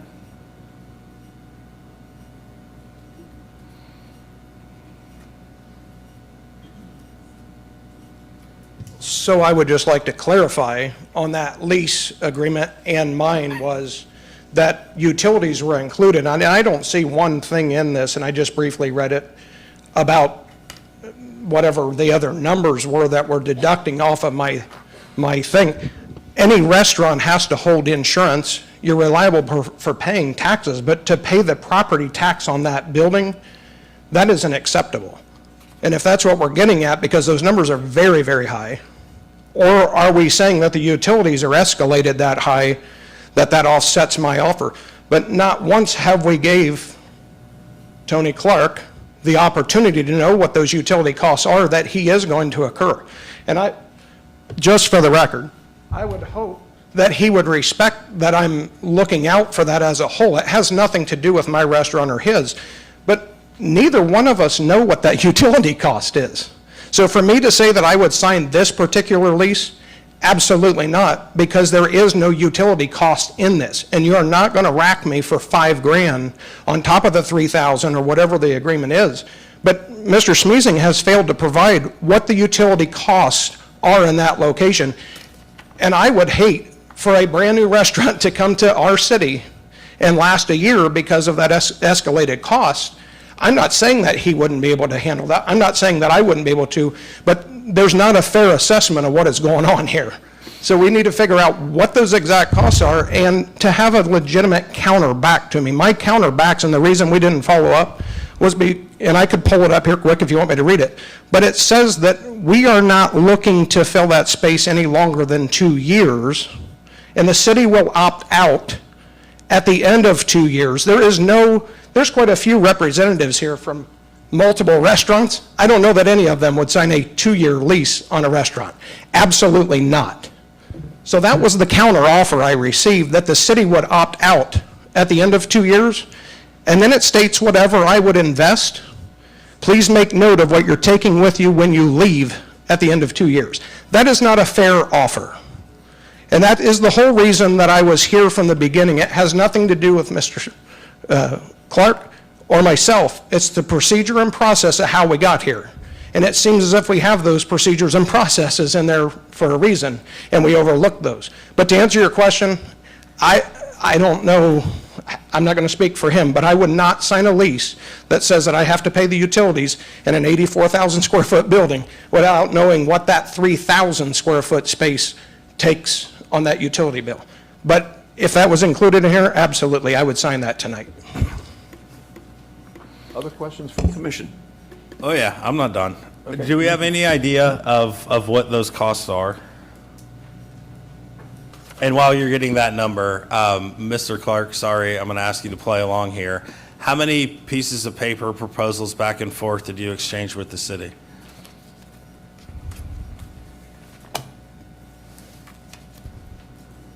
Off the top of my head, Yeah, just ballpark we it here. submitted an LOI that had deal points. Yeah. The city countered, came back with a lease. We had some proposed terms to change to that lease, and then they made some final changes, and we agreed. So however many of that kind of back and forth was. Got it. Do you have any idea what the utility costs you're signing up for are? I have no idea the total net. In our just discussions, it was not unreasonable for what we were expecting on a place of that size. So I did not hear them talk about $15,000 a month in utility costs for the proration. What was the number they gave out to you? They didn't officially hand out a number, but our discussions were more like, well, are we expecting it somewhere below 8, below 5? It was kind of like in that range. That, Hold on a sec. Again, I don't, believe me, negotiating like this in public is not the desired intent of anyone. Sure. However, here we are. Yeah. And I believe we would all like to get to some type of resolution tonight with what we're doing moving forward. I think my colleagues could agree with that as well. So, again, correct me if I'm wrong. You expressed interest in the site. After seeing multiple locations in town, you expressed interest in this particular site. correct. Correct. The city then sent, or you sent points of the deal that you would like included. Yes, a letter of intent. You began negotiating back and forth. That started off the negotiation. Got it. And now we are with the lease agreement that's in front of us that we're asking to allow the city manager, the interim city manager, to sign into. Yes. You got a ballpark number of utility costs. You didn't have an actual number that was given to you. We got some ballpark numbers. We ran our, P&Ls. Okay. Again, I'm back to the decision that is before us, and as an elected official, landlord, right? And make the best business decision here on the best interest of, it's not just the city itself, it's of the taxpayer, because the taxpayer is the one who has been significantly subsidizing that building. Right, wrong, or indifferent, that's the case. It is a very old building, and now we are 25 years into the renovation of the building. So those initial renovations are now coming to where there are serious, significant capital outlays. With that, hopefully Mr. Smeezing has gotten the number that I asked him for. The utility rates, per the information provided by the Finance Department, and this covers water, sewer, electric, gas, and refuse, is $26,808 per year, which breaks down to about $2,234 per month. Okay. Anything else? No. Oh, okay. Nope. You're good. Okay. All right.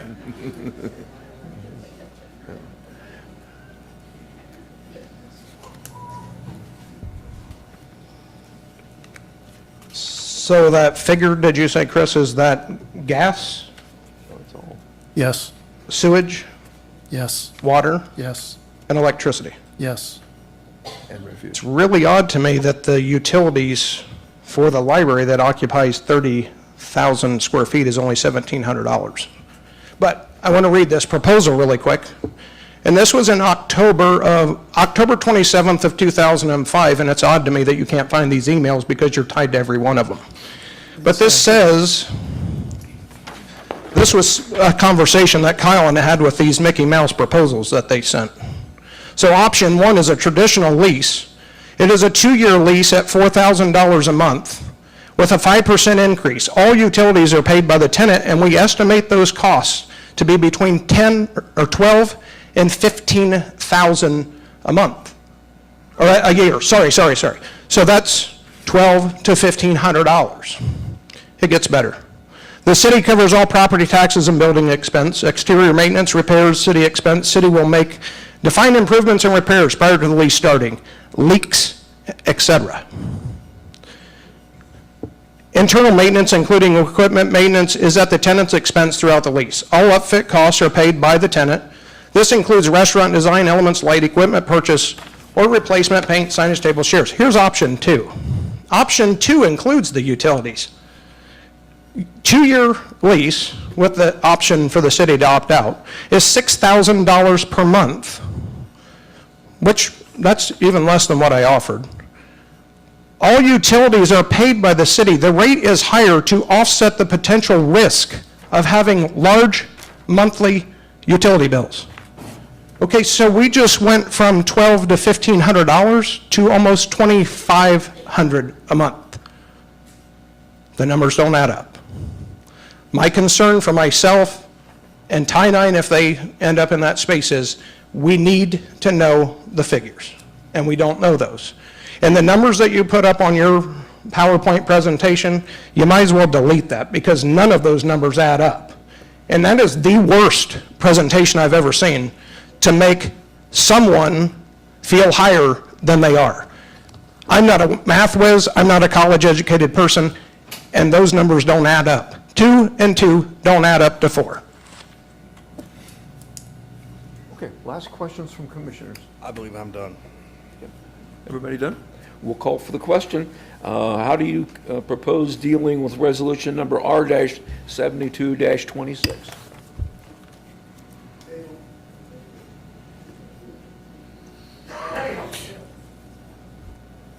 Mr. Mayor, I move that we approve resolution number R-72-26. Support for the motion? I will second that motion. We have a motion on the floor to approve resolution number R-72-26. All those in favor of the motion signify by saying aye. Aye. Aye. Those opposed, same sign. Nay. We have a 3-1. Would you call the roll, please? Commissioner Simmons. Nay. Commissioner Walker. Yes, but it's one of the hardest decisions I've ever had to make, and I just, so. Mayor Vedder. Quiet, please. But it Quiet, is, please. Mayor financially, Vedder. it's, for the Quiet, business please. part of the city, it's the right decision. Mayor Vedder. Yes. Commissioner DeBras. Aye. Yeah. The motion is passed. Now we'll move to new business. We're going to talk about ordinance number O-9-26, a first reading. An ordinance to make appropriations for the city of Piqua, Ohio for the year 2026. Good evening, Mayor and Commissioners. I'll present this item for you tonight as we are in transition with our Finance Director position. The changes before you are appropriations, additions, changes to the 2026 original budget due to plan changes, unexpected costs, additional scopes of work, or updates to project costs. I'll highlight each section for you. If there are questions that I cannot answer for you, we will get back to you at the second reading. I can confer with the departments on these items. Section number 1 is in relation to the Hance Pavilion. The architect is recommending additional structural analysis as part of our ongoing scope of work related to assessing that property.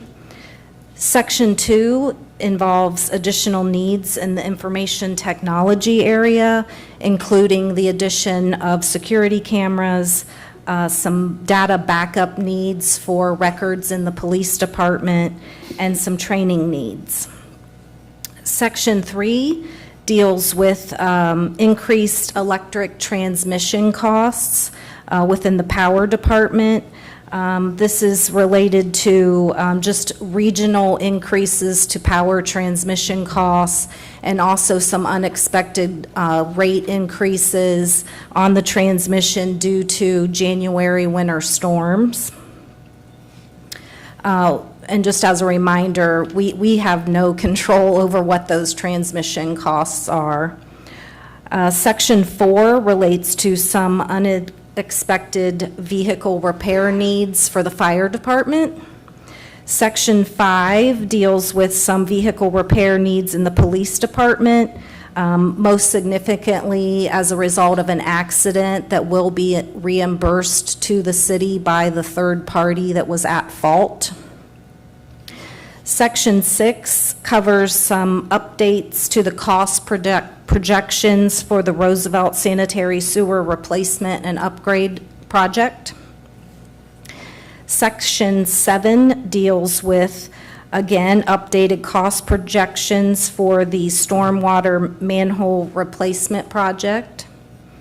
Section 8 covers updated cost projections and a change to the scope of work for the Washington Road Reconstruction Project and additionally, projected costs for the construction and inspection services for that rather large project. All of those costs in that section will be reimbursed by the project. Section 9 would cover some unexpected repair needs at the water treatment plant for the backup generator that had a failure. The costs associated with that will be reimbursed by insurance. That section also covers updated cost projections for the low-level dam removal and restoration project, most of which will be reimbursed by the grant dollars. Section 10 deals with the costs associated with the changeover of the finance director, including our interim services in that area and a special audit that is required when we change finance directors. Thank you. I believe I have no comment cards in reference to this first reading for the ordinance. Are there questions from commission? No. Okay.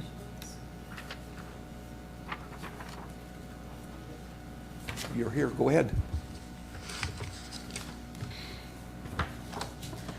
So Section 44 of the Charter says that the removal or expiration of any term of any officer of the city other than the Director of Finance, the Director of Finance shall cause an audit and investigation of accounts of such officer to be made and shall report to the city manager and the commission. So we've had 4 officials, officers gone. Hinkleman, the lady that retired last week, Janelle, Paul, and now Gerald. Did Gerald order those audits before he retired? It's very important. Did those accounts get audited? We now have an intern person that started yesterday. Didn't even know that was happening so quickly. Where'd that get posted? I was treated so rudely today by Kayla White with anger and rage at my asking what the lady's name was. She told me I could do a records request for the employee's name. Are you guys kidding me? I was very kind. She came out of the back room and literally said, you can do a records request for her name. I said, well, in that case, I'd like her employee file, I'd like her resume, I'd like her application, I'd like what 10 pages she came through, I'd like to know who she knows in the government. I want everything now. I just wanted her name. So what happens when transparency doesn't happen, and you guys, you 5, with 1 missing, are responsible for the cost increase of record requests? You guys. That's called dereliction of duty.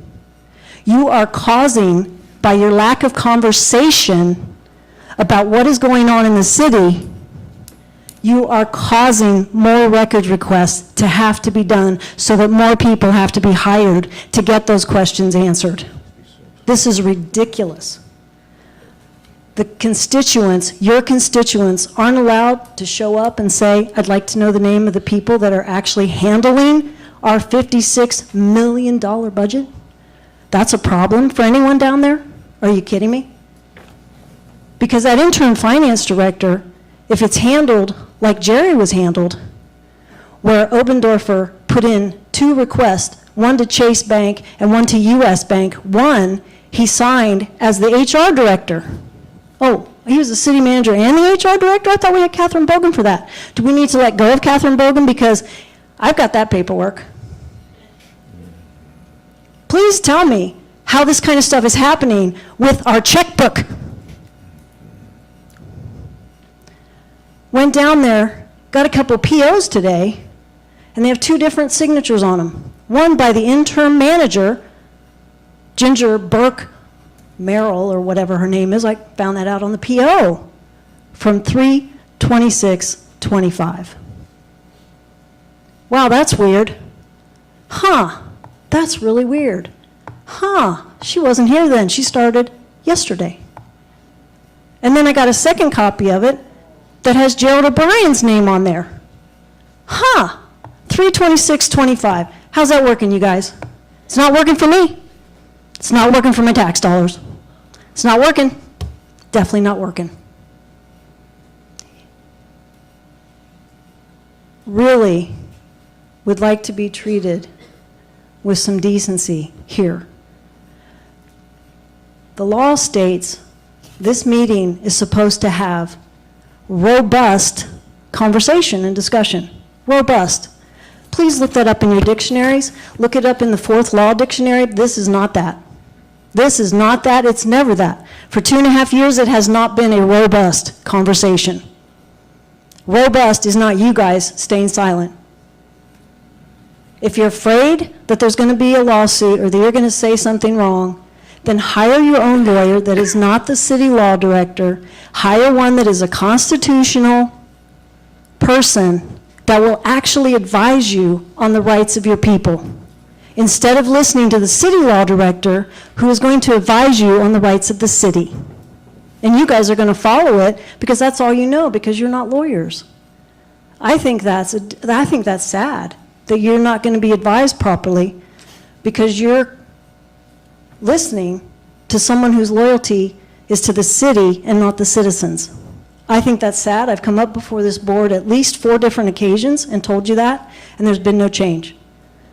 Either you can't listen, you're not listening, or you don't care.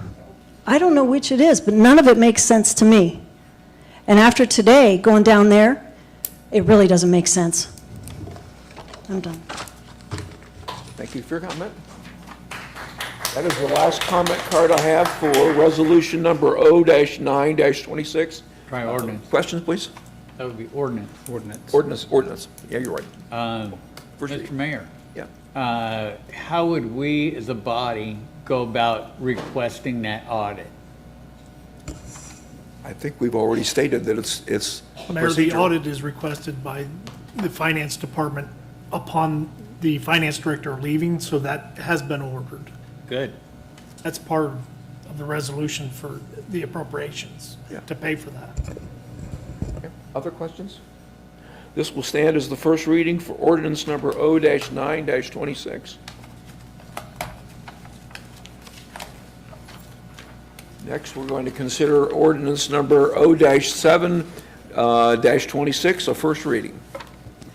An ordinance approving a franchise between the Dayton Power and Light Company, doing business as AES Ohio, and the City of Piqua to permit AES Ohio to construct, maintain, operate electric utility facilities within the City of Piqua, Ohio, for the provision of electric utility services to JS LLC for a period of 40 years, automatically renewing for successive one-year terms thereafter.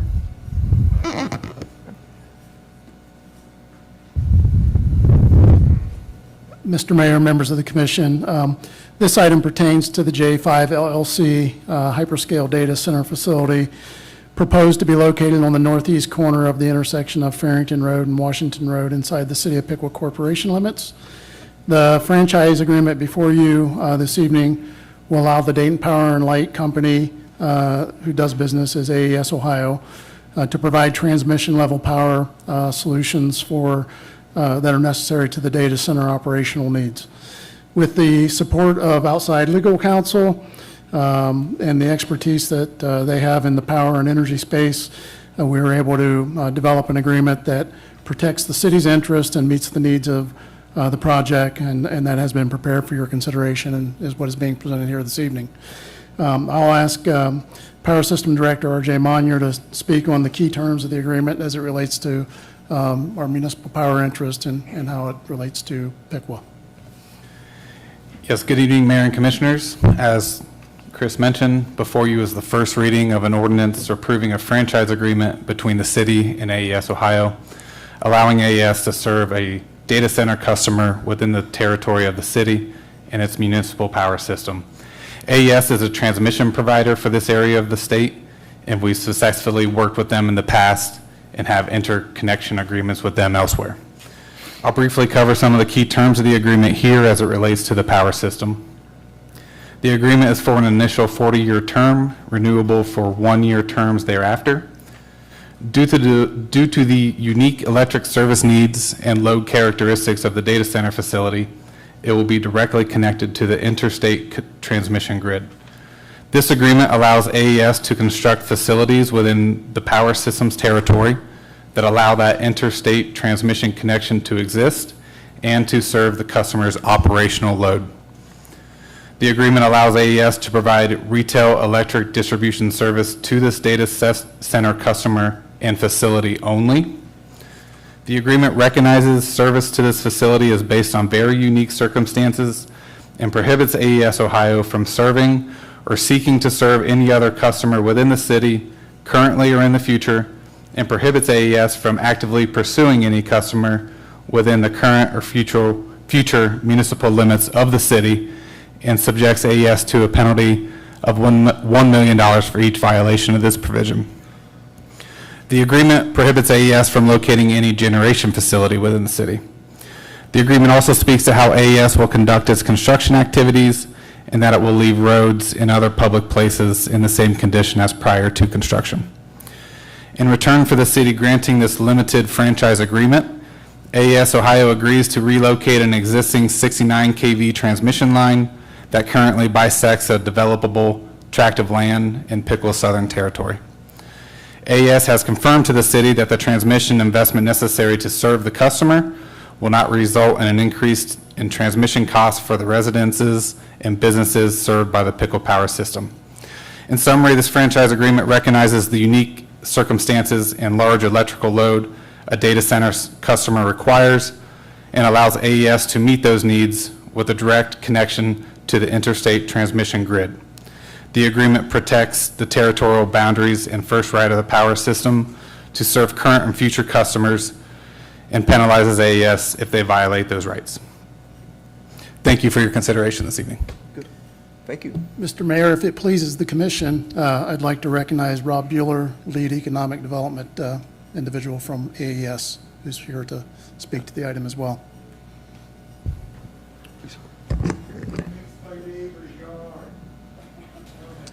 Good evening. Good evening. My name is Rob Beeler, Director of Economic Development at AES Ohio. As a transmission and distribution utility, AES Ohio delivers electricity to 530,000 customers in west central Ohio, including the city of Piqua. The city of Piqua receives high voltage transmission service from AES Ohio.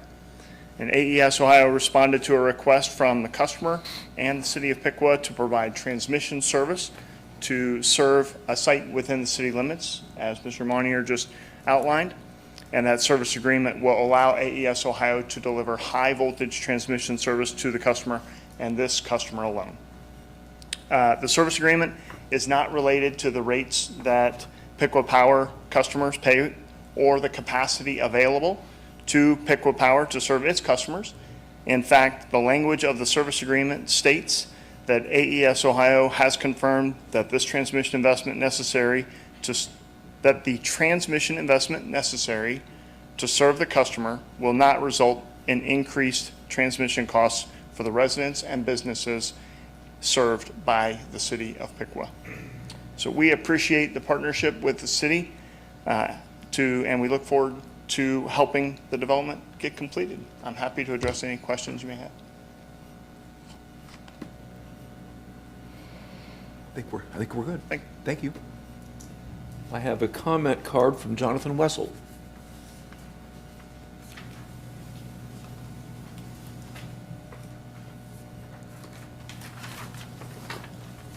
Good evening, Mayor, Commissioners.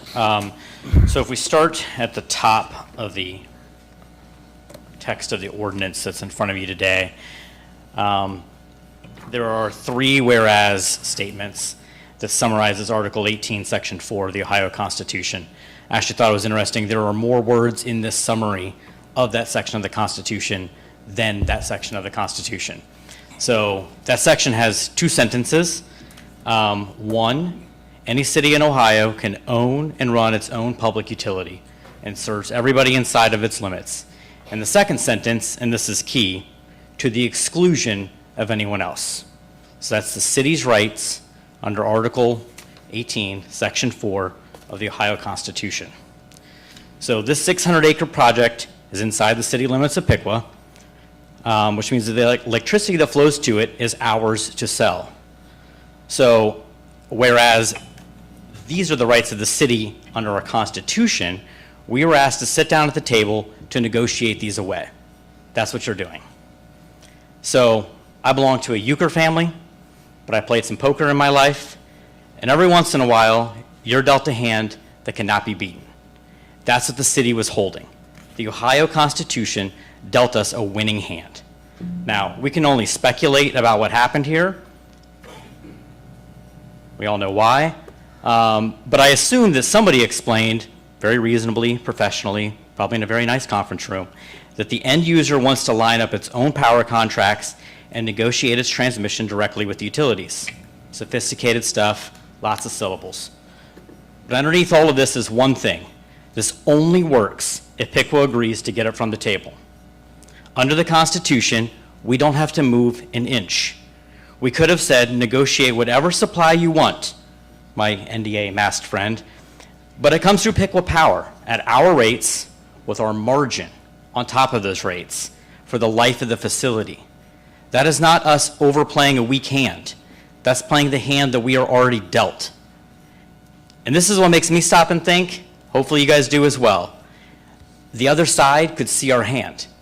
So the best lawyers that money can buy, paid for by the richest people on the planet, sat down at that table already knowing what was in our hand. And they asked us to fold. So think about the nerve that takes. You look across the table at the one player holding a hand that cannot be beaten, and you ask him to push his chips in the middle and go home. You'd only try that if you were, one, pretty sure they didn't look at their own cards, or two, they didn't know the rules of poker. And we folded. We got nothing out of this deal. Nothing. Read it. For the first time, the five of you will be asked to give up our exclusive right to service a new customer. And in exchange, they're going to move a power line. Lottie freaking da. This is not a favor to us. They need the power line moved. But it gets worse, because when you fold, you lose that pot. That's it. But you ante up, you play the next hand. But read section 1 of the ordinance in front of you, because you aren't just folding tonight. Section 1 says the customer comes back for more land, more acreage. The city shall approve the same deal. Shall. Not may, not we'll talk about it, shall. That's not folding one hand. That's handing the other player your chips and every hand you are going to be dealt for the next 40 years. It reaches right past this commission and ties the hand of the next one and the one after that. Commissions made up of people the voters of the city have not elected yet. Commissions made up of people who are not born yet. It takes the cards out of their hands before they ever sit down at the table. This is not how self-government works. Every commission answers to the people who put them there. No commission should ante away the judgment of the ones who comes next. So look at what's in front of you. You are getting nothing. Nothing. You have been convinced by a staff who hired a law firm whose business model is built on closing these deals with as little effort as possible for the most money they can charge.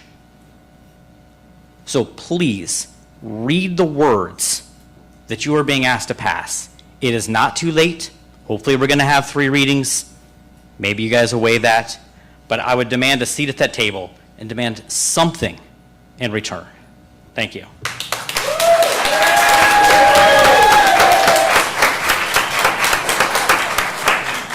I have a comment card from Nicholas Mart. He's waving. I have a comment card from Richard Price.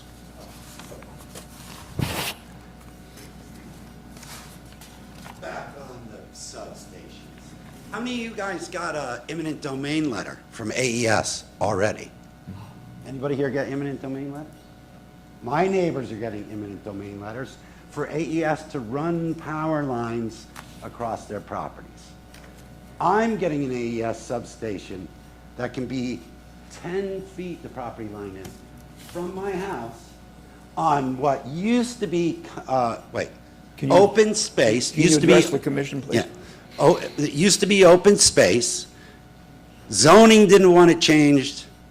200 people on a petition didn't want it changed. The Washington Township representatives didn't want it changed.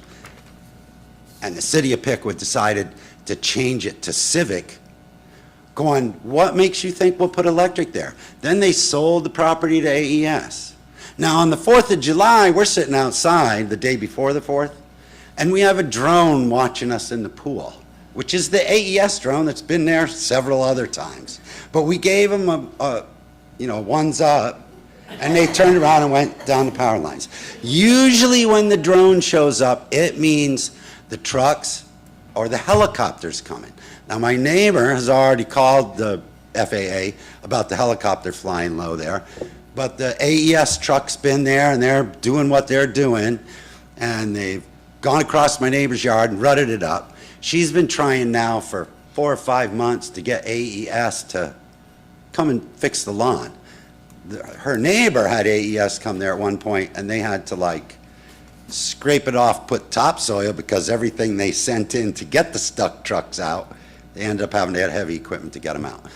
But you're selling out to have high tension wires run right over everybody's head in the city of Piqua. And me, being that you've sold the property next to me, you got 35 acres there. You sold that 5 acres, changed it to civic for AES to put a substation, so that the city of Piqua can put a substation across the street from me, because the center line is the property line, can put a substation across the street from me, maybe 100 feet away. The land originally was designated as open space so that the water treatment plant didn't affect my life, but the water treatment affects my life. I called cops on them last week for 3 a.m. in the morning deliveries, which I told you at the last meeting. And the lights that are supposed to shine like this all shine like this. They've shut some off. Now we got a few more they've installed. The DEP has made them put a dumpster in for the slurry that comes from the water treatment plant as waste that's killing the wildflower field. But I don't know how that works, because that's supposed to be 300 feet from a residential well. The best I could do with a tape measure was like 304, but the dead zone in the wildflower field is within the 300 feet of my well. And now you're sitting here, and you're going to sign an agreement, like he says, with AES. I didn't know it was that good. That you don't make a dime, and they walk on you whenever they want, and any place they want to run over your head with a high-tension wire, you're giving them it. You're saying, go ahead. My neighbor has an event venue. They're running towers through his place. Boom, right down.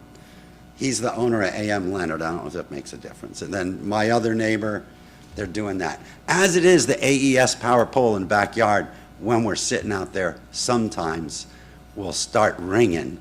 And my neighbors are like, what's that? And I walk over and kick the guy wire, and it puts it out of vibration, and then it quiets down. But you're gonna just sell us out again. You offered to buy the 2 houses on my street, because you built the treatment plant in the middle of the street. So now it's a cul-de-sac.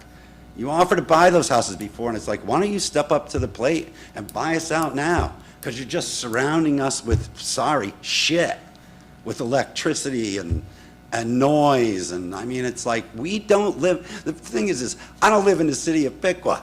I live in Washington Township. You took the center line in the road, annexed it into the city of Piqua, and then decided it's a good place to shit on somebody's head right out there.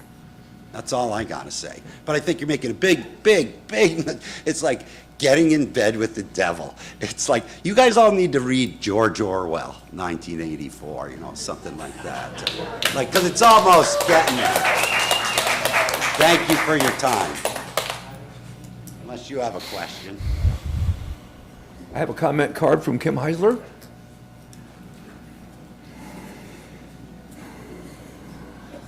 Those guys are actually kind of hard to follow up. But I do agree with what Jonathan said, is take a really close look at it, because you guys are making a decision for our future, all of us. not just you four, not because, it looks like it's a great idea. Think about us and our future. And then also, I think it's a really good idea to think about buying those guys out, because it's not fair. They got there because they were out in the country. They were told it wasn't going to get changed into anything. I know things change, but at the same time, that's not fair. Sliding it under the rug, or rug out from under you is not good when you've got no choice in the matter and it's done for you. So I'm a little bit interested in the 40 years period of this. So I don't know a whole lot about data centers. I know some. And there's talk about coming up with different types of alternative energies and stuff like that, and possibly be doing it in space in a few short years. So what happens if something comes along, the data center pulls out because they can do it cheaper, better away? We now have a building, we've got all this build out of electric happening, but we got a 40-year contract. When they pull out, how exactly, who pays for that then infrastructure still? Is that the citizens? Because we are the only ones left here. They've long gone somewhere else. Is that us holding that bill? Which goes back then to what Jonathan said, don't give our cards away, because that very well is a very likely scenario. How many of you guys upgrade your phones every couple of years because the technology changes just like that? It gets smaller, right? Remember how big the floppy disks were? They were huge. They were actually disks, they were 9 inches. And then they got down to really small, and now you have a whole computer on your phone, but not only a whole computer, it's so much more. Data centers are collecting data, which I'm not excited about what they're collecting data for and surveillance and stuff like that, but at the same time, technology changes.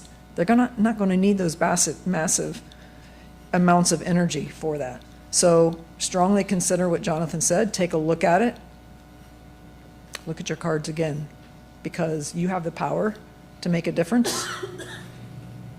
Negotiate something in, or whatever you need to do. And another thing that I know they said that it's not going to affect the costs for us at all. It's not going to increase. So what happens when, is it going to affect us at all when it's 90 or 100 degree weather out? The data centers can't power down because they got to run 24/7. It's peak time. Are we the ones that's going to have to live in the heat, or is our electric going to get cut down because the data center needs it? Quiet, please. So I don't quite understand that, but there's a lot of questions that need to be answered.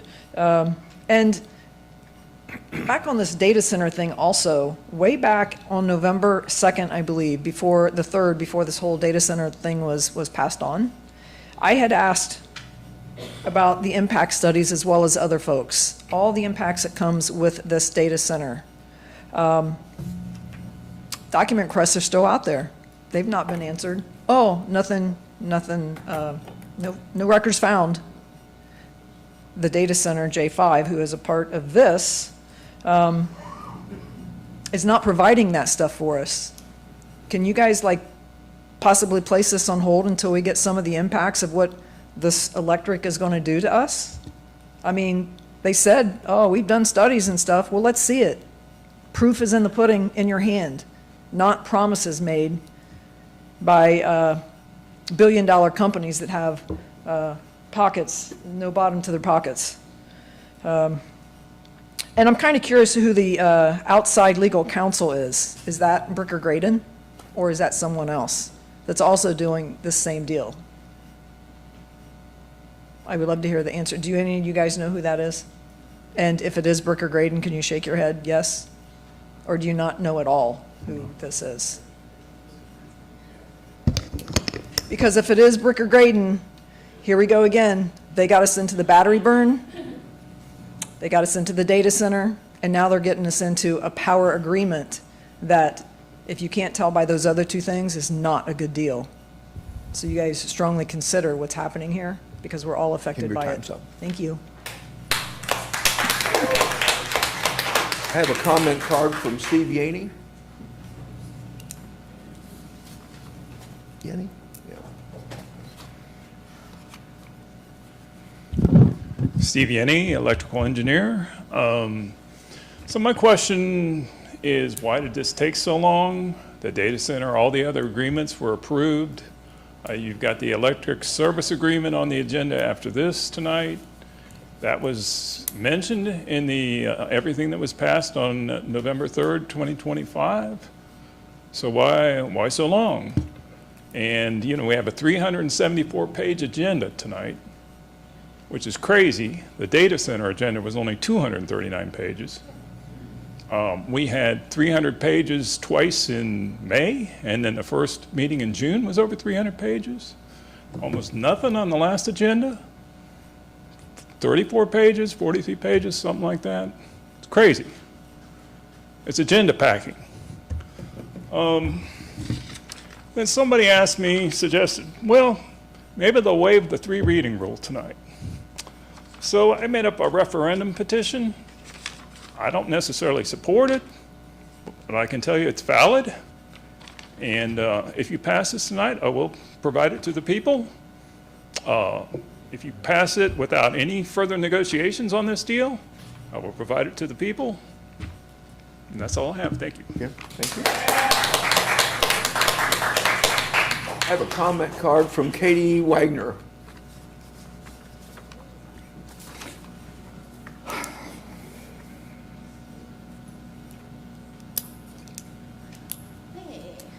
My name's Katie Kaler Wagner, and for those that don't know me, I'm running for office, Ohio State House District 80. I told you I would be back, and here I am again. First of all, there's been so many comments, I feel like we might need like a baseball walk-up song choice for everybody next time. If anybody would agree, I could maybe see if that would be approved. Now, with the AES stuff and the data center, as you can see, the meeting has grown. No one wants this data center. Damn straight. Now, when we come to electricity bills and everything with AES, you said it won't increase in Piqua. I live in Troy. I'm right next door. I have AES.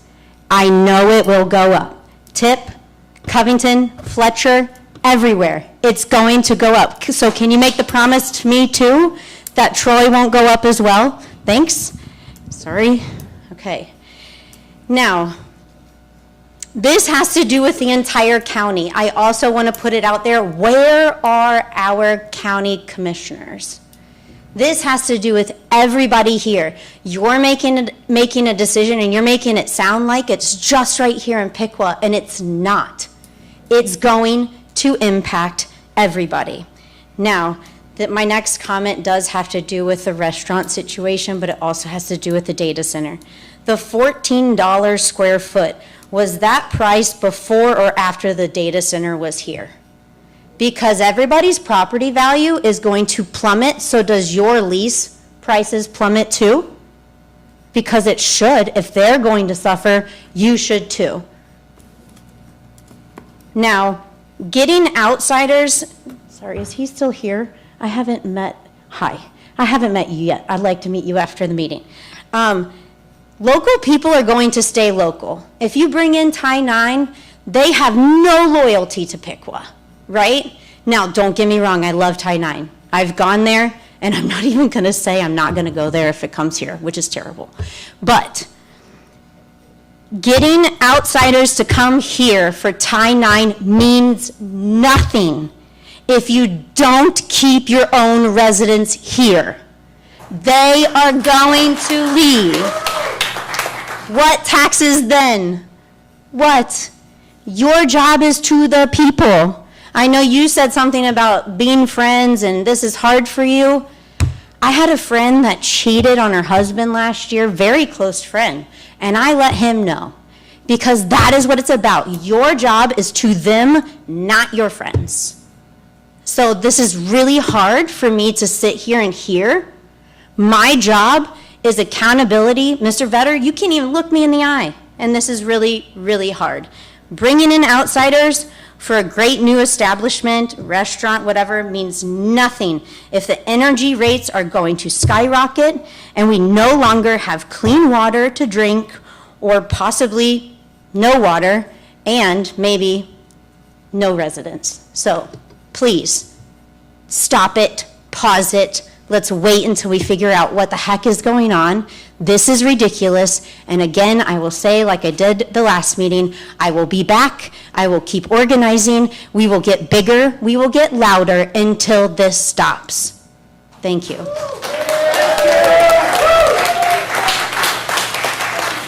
I have a comment card from Alicia Lang.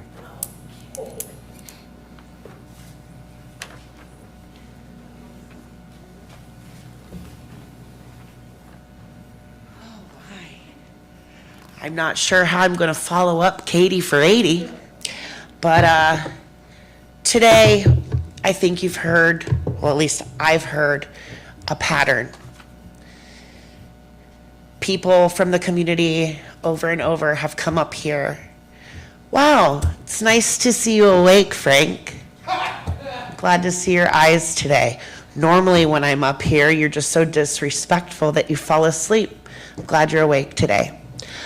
But the pattern that I've seen today is you have people that actually live here, who have grown up here, who love this place, that I've heard people say, this isn't Cincinnati. This isn't New Albany. We don't want that. We don't want that. We want the small hometown vibe. We like small town America. That's why we're here. That's why we haven't moved to Cincinnati or New Albany. We like this small, intimate feel. We like the farmlands. So the pattern that I've heard is you have people from this community approach you, and yet you're more concerned about someone or an entity or a project that is from outside of here. This town has so many wonderful things, so many wonderful people, and you're destroying that. We don't want to come and argue with you. This is a full house because no one trusts you. If we trusted you, we'd be at home. We can't sit at home because we're frightened at what's coming down the pike. You've got people that Mr. Lillycrap read emails and numbers, and Mr. Wessel, once again, is breaking down and reading things to you, word for word.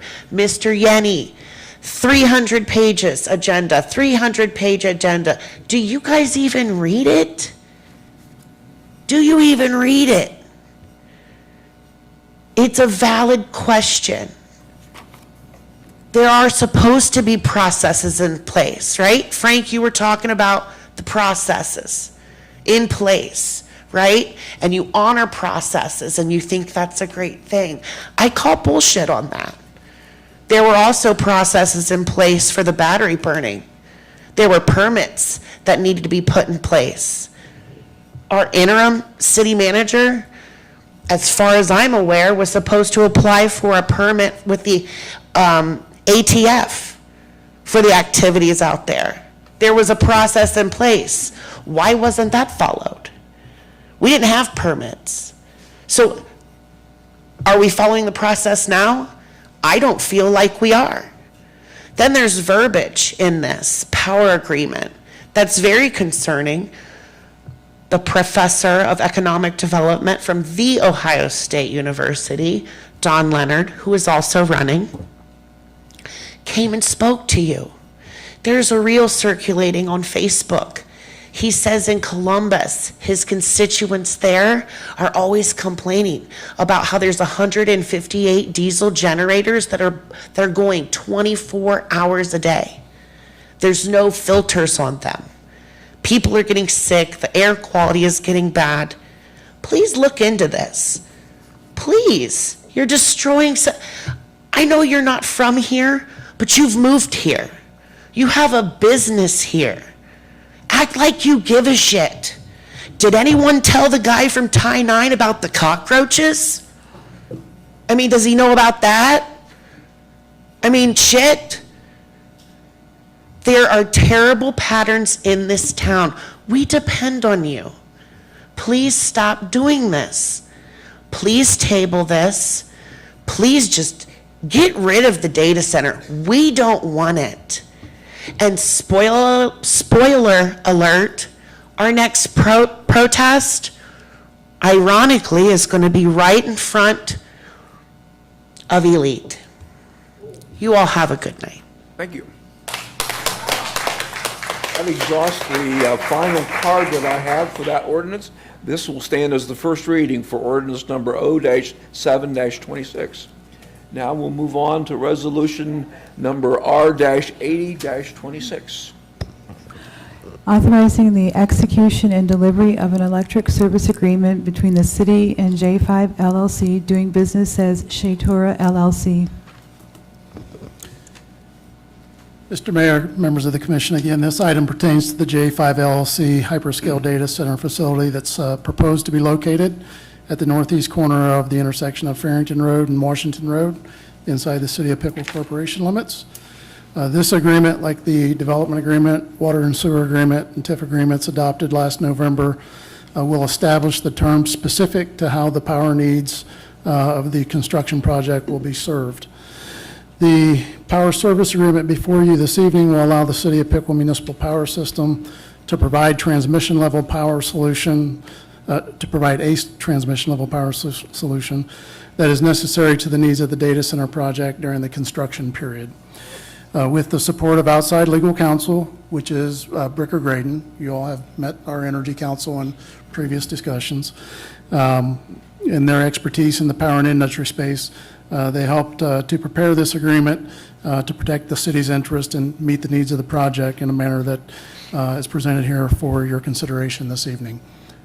Again, Power System Director R.J. Monier will speak to the key terms of the agreement. Thanks, Chris. Good evening, Mayor and Commissioners. As Chris mentioned, before you is a resolution that authorizes the city to enter into an electric services agreement with J5 LLC to provide temporary construction power for the data center project in Piqua Southern Territory.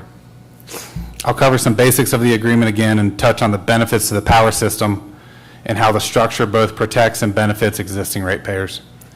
First, this agreement covers temporary construction power only, up to a maximum of 10 megawatts at transmission voltage of 69 kV that will be used to build the facility. It does not cover the facility's operational load, which due to its size and nature requires a direct connection to the interstate transmission grid and is contemplated to be handled by AES Ohio. The agreement term is the earlier of 10 years or until customer provides 60 days notice of its election to terminate. The agreement defines the customer as responsible for 100% of the costs associated with the infrastructure improvements required to serve the construction power load, including design, engineering, and construction oversight services, and details the escrow and reimbursement processes to recover those costs. The infrastructure improvements required to serve the construction power load at the customer's desired location, which currently has no existing power system infrastructure, includes a new 2-mile-long dual-circuit 69 kV transmission line to a new substation, associated protection equipment, a control house, along with several other necessary system improvements, including fiber extensions, a single to three-phase upgrade to serve a new booster pump station, and other upgrades. These are upgrades to the power system funded by the data center customer. The agreement requires the customer to post collateral and other security guarantees and outlines energy procurement mechanisms to ensure the customer pays 100% of the costs incurred for the procurement of its energy. I'll note here that the customer's energy will not be included in the pool of energy the city procures for its existing customers. The customer will be separately metered and tracked to ensure all ancillary charges, fees, stranded costs, and transmission tags are allocated to and paid for by the customer, including post-termination capacity and transmission costs. The agreement requires the customer to reimburse the city for all legal and consultant costs associated with generating the electrical services and franchise agreements. And finally, the agreement requires the customer to transfer ownership of the substation transformer, which was also procured by the customer, and the land the substation sits on, to the city for $1 at the conclusion of the construction power period. All infrastructure improvements are power system assets and can be used to serve other customers in the development area. Thank you for your time. I'll answer any questions. I have a comment card from Jonathan Wessel. Mr. Mayor, and please proceed. I just want to share with you that we do have a representative from the project in attendance this evening, if you'd like to hear from them. Okay. Yeah, please come. I'm sorry, Jonathan, we'll get to you real quickly. I'm happy to do whatever. Yeah. Okay. You're up. Good evening, Mr. Mayor, Commission. Thank you for having me here today. My name is Matt McQuaid. I represent the Piqua Land Company, and I'm here to provide some perspective on the history of the project and the value that it's bringing to the community. We made the decision to invest in Piqua in 2023 based on a variety of factors. One, the conditions of the site itself, which is the subject site under discussion tonight, the investments the city had been making in both placemaking and infrastructure, and most importantly, the area where we ultimately decided to collaborate with the city to assemble the site that was sold to J5 LLC, had been in city plans for 15, 16 years. A large portion of it was already zoned for heavy industry annexed into Piqua. It was clearly viewed as an industrial development asset for the city that could expand its tax base, create new jobs, and support the growth of the community. In terms of our development efforts, as I mentioned previously, a portion of that area was already zoned for heavy industry. We assembled an additional 364 acres, which brings us to the corner of Farrington and Washington, worked with the county and the city to annex that land into the city, and merely carried over the zoning from the neighboring property to the east, and that's really when this project began its interest in Piqua. I also want to be direct about what this project means to the community. I've spent my career in economic development in various positions for the state of Ohio and the Dayton Development Coalition's counterpart in the Columbus region, One Columbus. In terms of the economic impact of the project, at peak construction, it's going to support 1,800 skilled trade jobs. That's money that's going to be spent right here at local restaurants, stores, gas stations, so on and so forth. Many of those jobs will be filled by Piqua residents and students that have yet to graduate from Piqua City schools. Once the project's operational, it will support 300 to 400 permanent jobs. Direct employees and on-site support staff will also live, shop, and spend money in this community. In terms of infrastructure, the project's committed to $76 million in public infrastructure, roads, water, sewer, streetscape, and landscaping. That's being paid for by the end user, not the taxpayers. For Piqua City Schools, the project will generate $735,000 annually per building in a payment in lieu of taxes, plus another $1 million annually that's going to result from the building, from the property being revalued for its ultimate end use. On water, this project is not drilling any on-site wells. That was covered during the November 3rd meeting based on concern from a citizen that attended that evening. It's using a closed-loop system that requires very little water. Water that is used is largely going to be for domestic purposes and not for cooling. The water is going to come from the city's treatment plant, and it will be discharged to the city's treatment plant as well, not directly into the river. Obviously, all of this is fully regulated. In closing, we can also speak to the value of this project from experience. The Piqua Land Company is under common ownership of the New Albany Company. We have a business park in the Columbus region, and I will stress, we are not here to try to replicate anything we have done there. We simply came into the community, leveraged existing visioning and plans that had been in place for years, zoning on top of that, and collaborated with the city and this end user to bring everything to the point where it is today, which is the opportunity for Piqua to see a return on the investments it's been making for 20 years to be in this competitive position. So with that, I will stop and I will yield to Mr. Centenary, who is the company's energy counsel, to speak specifically to the agreement, and I'm here to answer any questions as well, and I thank you for your time. I do have one question. You said that the people that work there, they're going to be living here in Piqua, right, and spending their money here, right? What guarantees do we have of that? Obviously, nobody can make any guarantee of that, Right. but the My company I work for is in Dayton. Understood. Yeah. But most companies aren't exporting all their employees Right. from everywhere else. But to sit there and say, hey, these people are going to be here, that's... Understood. I understood the point you're making, Commissioner Simmons, but at the same time, this is a company, wherever it operates, partners with institutions of education. It will partner with Piqua City Schools. It will partner with vocational schools. It will create pipelines of talent based on who is here, and it's also a matter of retaining your youth by having a diverse set of good jobs in the community when they graduate. So I can't make that guarantee, but... Can you go over what you're giving the school system again for me?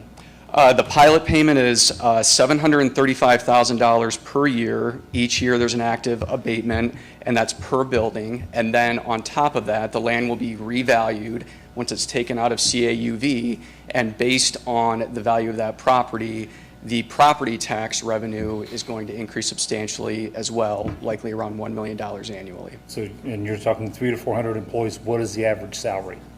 The average salary of the direct employees is around $100,000 per year. The average salary of the on-site contractors is going to vary, but those are still high-paying jobs that I'd put between... For the tax base? Yeah. So you're looking at 1% of 100,000 times 300? Yeah.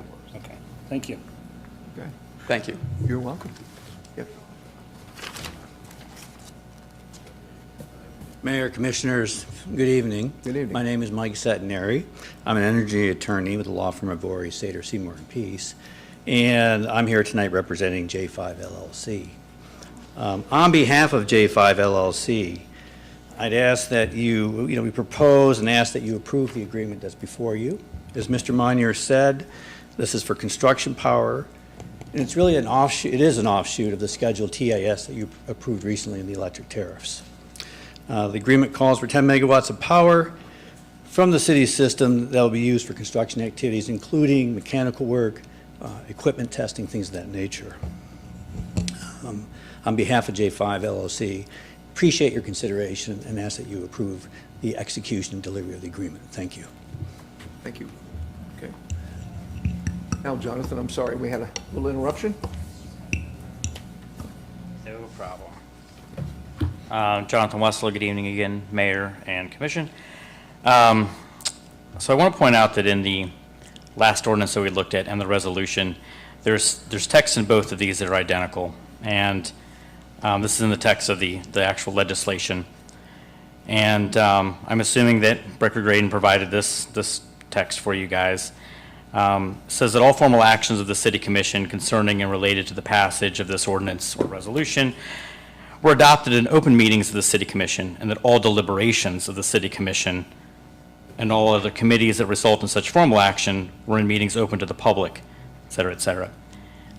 I'm really caught up on this word deliberation because we just went through this last ordinance. You heard the staff report, you heard comments from the citizens, and yet there was no deliberation. And that's a common theme where we hear from the staff, you guys have no questions, no curiosity about anything, and then we pass it. So when are we going to hear the deliberations? I can assume that the deliberations occurred in executive session, but that's not what the law requires, and that's not what your own resolution and ordinance states happened. So if you're going to pass this tonight, I think we'd all like to hear from each of you. We'd like to hear those deliberations. So I'm glad that we have some guests here today. On the November 3rd, 2025 meeting, there were many questions asked. One of them was about the wells, which after 27 revisions of the agreement, Bricker Graydon left in that agreement. But there were a lot of questions about generators. And so I'd like to play you a small clip from that meeting. This is Mayor Lee asking our guest here today about the generation. In terms of power?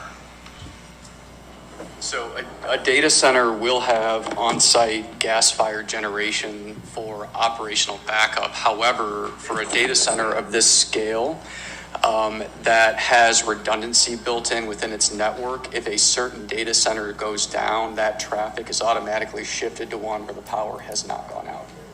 And I would assume that the gas generator is probably very similar to the one that I have at my workplace, where it's capable of running kind of emergency lighting, some very basic. It's not to run doors. servers. Yeah, there's because the power line that is going to be powering that. There's no way that you could generate that on site. Correct. So again, they set up redundancy with other data centers, some in close locations, some not, where if traffic goes down at one, it just shifts over to the other, so there isn't any downtime. And to further make a point about that, the gas generator that you're talking about is very similar to what many other industrial buildings would have as a backup, again, to run emergency lighting, doors, and things of that nature. And the fuel that would propel a emergency generator, what fuel would be diesel? Diesel? Yeah. Would you consider tying into the natural gas? I believe there's enough natural gas network in Piqua. I know that's something that's being utilized. You have the center point natural gas transmission line that runs through that site. That's something that the user is doing their own diligence on right now. Final decision has not been made as they're still working on the final site. So we were told on November the 3rd that generation would be installed for emergency lighting. But yet in the agreement that you're being asked to pass tonight, so this is on page 79 of the packet from the city, section 2.15, customer may install non-emergency on-site generation. So when did this change from we're only going to have a small backup generator for the lights and locks to non-emergency on-site generation? And there's no limitations as to what on-site generation means. So if you look at that site, there is a large gas line that goes right through the middle of that site. It was pointed out for the guys clearing the trees to be very careful because there's a giant gas line buried there by Center Point. So when did this change? Why is this still here?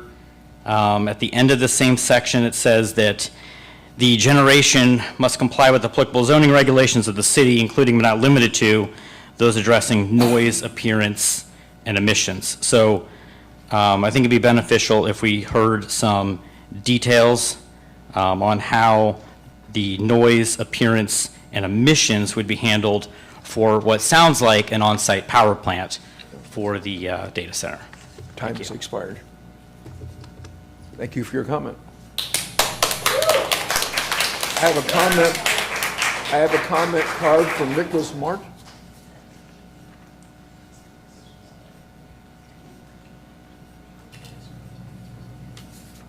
I have a comment card from Richard Price.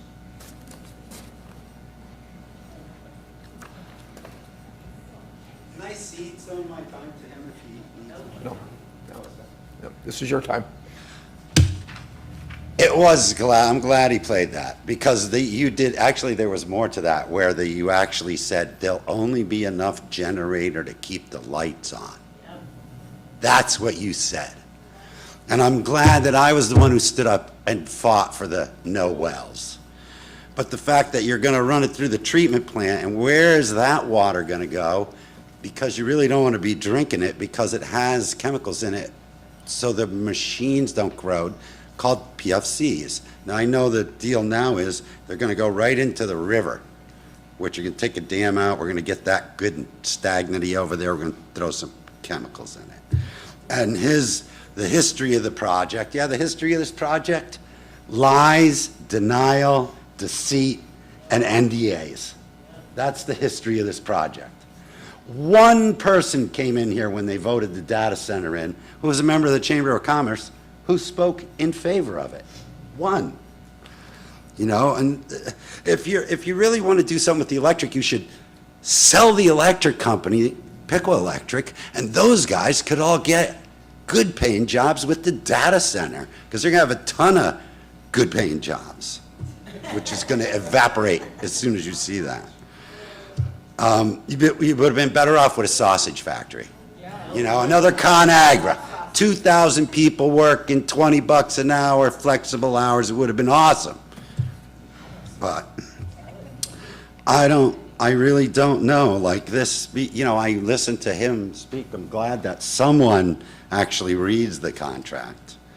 But I think you're all gonna, you're just giving us away.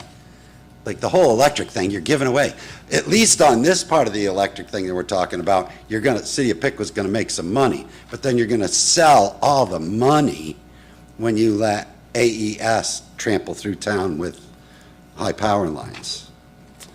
And that's all I got. That's all I got, unless you want to address the masturbating man at the mall who the police just gave him an indecent exposure. And the manager of the mall went after the kid that called the cops. Yeah. I have a comment card. I have a comment card from Kim Heisler.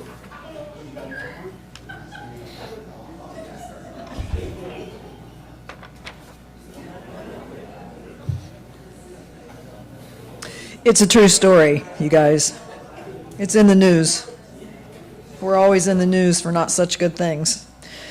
So, okay, I didn't quite understand. Who are you representing, J5? Is that gentleman representing J5?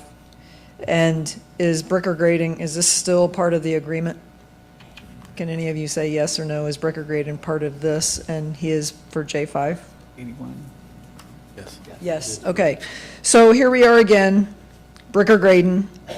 I don't know if all you guys out there staying for this meeting actually realizes that Bricker Grading is working with both sides of the table. They're working on behalf of us to get a good deal, and they're working on behalf of the data center folks to get an even better deal. No wonder when they showed up, they said, Piqua showed up like a sore thumb, or stood out. It really stood out. Well, yep, we're standing out because we can't make decisions. And really good, really giving our cards away, like Jonathan mentioned. It's crazy. And I don't know if you guys out there that came to the meeting tonight actually understand Bricker Graydon and how they're connected, and actually the New Albany connection. New Albany is highly connected to Lex Wexner. If you guys do not know that, you should look it up. And if you don't know who he is, absolutely look it up. And you should be at every meeting from here on out, because we don't want to be another New Albany. We do not. That is not who we are. That's not who we want to represent. And the idea of having jobs up here, I mean, yeah, it sounds fantastic. I'll tell them, they'll believe it because they believe these other contracts. They'll do it. Just tell them it'll be okay. Again, okay, so this is going to be a 10-year agreement. What happens when the data center leaves? And it sounded like they were actually going to pay if they left, but I'm not exactly sure. If they actually leave and they do a data center out in space or something like that, does Bricker Graydon have anything written in there to help protect us as citizens to not have to pay the bill for what's left over? For all the power agreements or the lines or the electric or something that we've already agreed for 10 years? Is there anything in there to protect us? Has anybody looked? Are we relying on 100% on what Bricker Graydon is saying? And not only that, You guys made that decision on November 3rd. Everything that's come up from the data center from here on out, it seems like Jonathan mentioned, shall move forward. Not have a decision. Shall means that you will. As the citizen of this community, I would hope that you guys have your own individual, I don't know if fortitude is the right, the ability to say no on some of this stuff because you don't necessarily agree, or if you necessarily feel obligated because you passed it on the 3rd. And if you don't pass it, oh my gosh, what's going to happen? Bricker Graydon says, pass it for an emergency, for the peace and well-being of the citizens. You better pass it. They've taken away your legislative powers. I don't know if you guys understand that. They can't do that. They absolutely cannot do that, and they are doing that. You're letting them do that. The robust conversation that was mentioned tonight, where is it? It's all happening behind closed doors. Don't we deserve that? We should be a part of that conversation. You guys are giving our futures away. I mean, the poor people that lived out there, that was their life. That was their forever home. Nope, not so much anymore. Richard, he's got transmission lines going to be going over on his place. He's got no choice. You guys made that for him. That's really unfortunate. It's such a shame.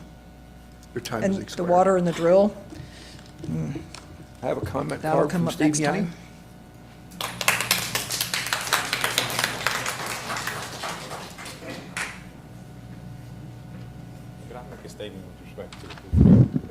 Yes, let's see. Matthew was here for the 11-3 meeting, and he had somebody with him, and I asked a question about backup generation in relation to R11425, which was the resolution that passed the development agreement and so forth. There was multiple agreements in there. And he ran over, as I was asking this question to Chris Measing, and I saw the video, and then he runs back, and he gets up and he says, well, this isn't going to satisfy the gentleman's questions, but blah, blah, blah about generators. And so we never got an answer there. We don't get an answer tonight. I don't know why they need, why can't we just get answers before you pass this contract about exactly what kind of generation, backup generation is going to be provided. So you're not wondering what's going to be provided. It doesn't specify. We didn't even think it would be in this particular contract because this is just for construction power, right? I mean, have you read it? Then the other problem is, so if you look ahead to your agenda, the next item is to authorize a $85,000 to Bricker Graydon for these last two items. $85,000 for a 19-page service agreement and writing up a tiny little ordinance. Okay, so we'll get to that later. But let's go to the development agreement. Bricker Graydon, do you realize, I mean, this is the first time, if you read ahead in the packet, that they've been getting reimbursed from J5? Yeah, they're getting reimbursed. So is that a conflict of interest? And in the development agreement, there's things like, okay, the city commission cannot pass anything that would negatively impact Project Klondike, the data center. That's in your development agreement. Doesn't even seem legal. I don't think it is. I know that on a records request, they have to get 5 days advance notice on any records request. It's in the contract. And then they are allowed to participate in a response to the requester of the records. That is completely a violation of 149.43 of the Ohio Revised Code, the Public Records Act. Thank you.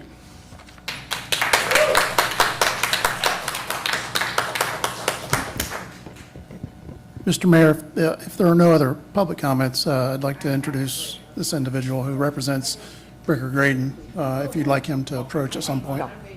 I think we've exhausted all the public comment I cards, so. think there's somebody saying they have one.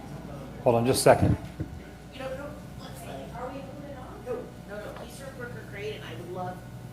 We're still talking about R-80-26. Yeah, please go ahead. Good afternoon. My name is Devin Parham. I'm from the law firm of Bricker, Graydon, Wyatt. Thank you very much for having me here tonight. First of all, I appreciate everyone making statements.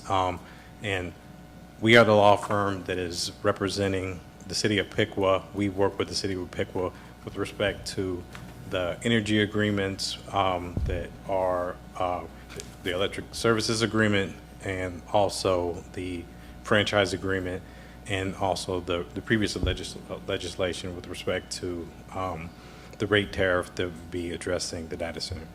Our client, we represent the city of Piqua. We do not represent J5. We are not representing the data center. So I just want to make that abundantly clear on the record today. The decision is up to the commissioners.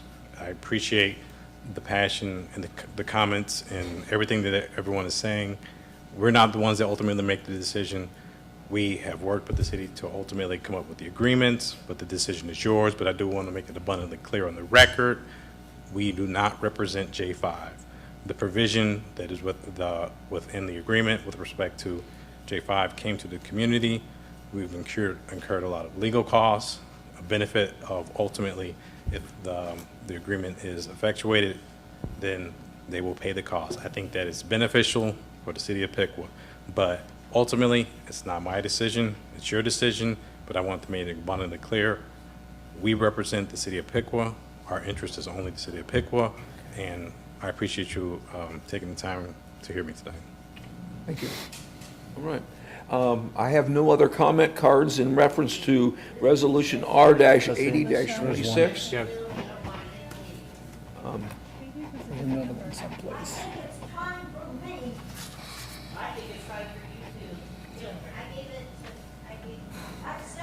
Yours is the next one. Yours is 81. Yeah, you wrote 81 on it. I have other things to talk about. I what? You wrote 81 on it. You wrote R-81-26. 81-26? No, 80. We're talking about 80 right now. Yeah, she's saying did I write 81 or 80? Yeah. I'm looking for your comment card. It's the next topic, but Alicia has one in there. I was going to say, can I change it real quick?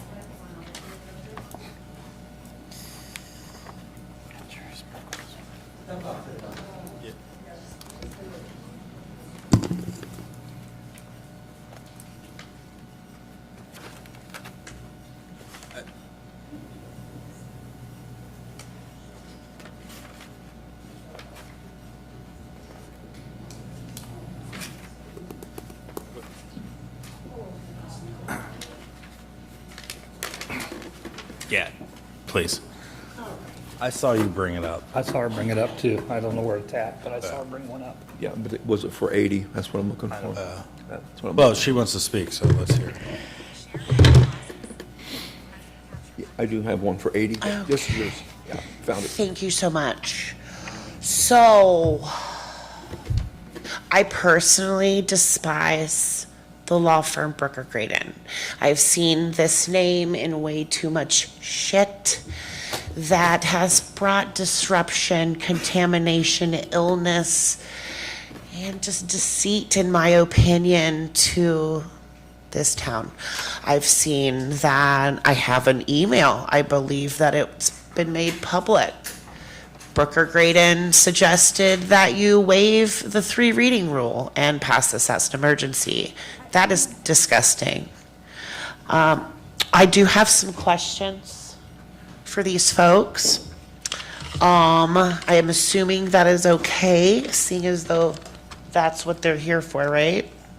You're here for your comment. Okay.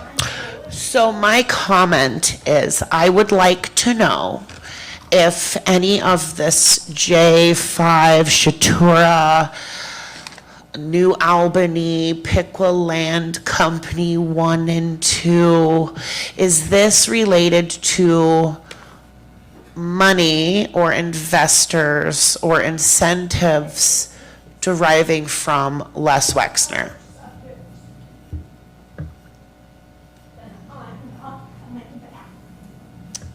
Okay. So then I would like to know how many buildings? They mentioned that there were going to be buildings. Just wanting to know how many for the record. Do we know? Does anyone care? No one cares. Frank's awake, but Frank doesn't care. Okay. So protest in front of your boss's place coming up too. Okay, so how many gallons of water are going to be used daily?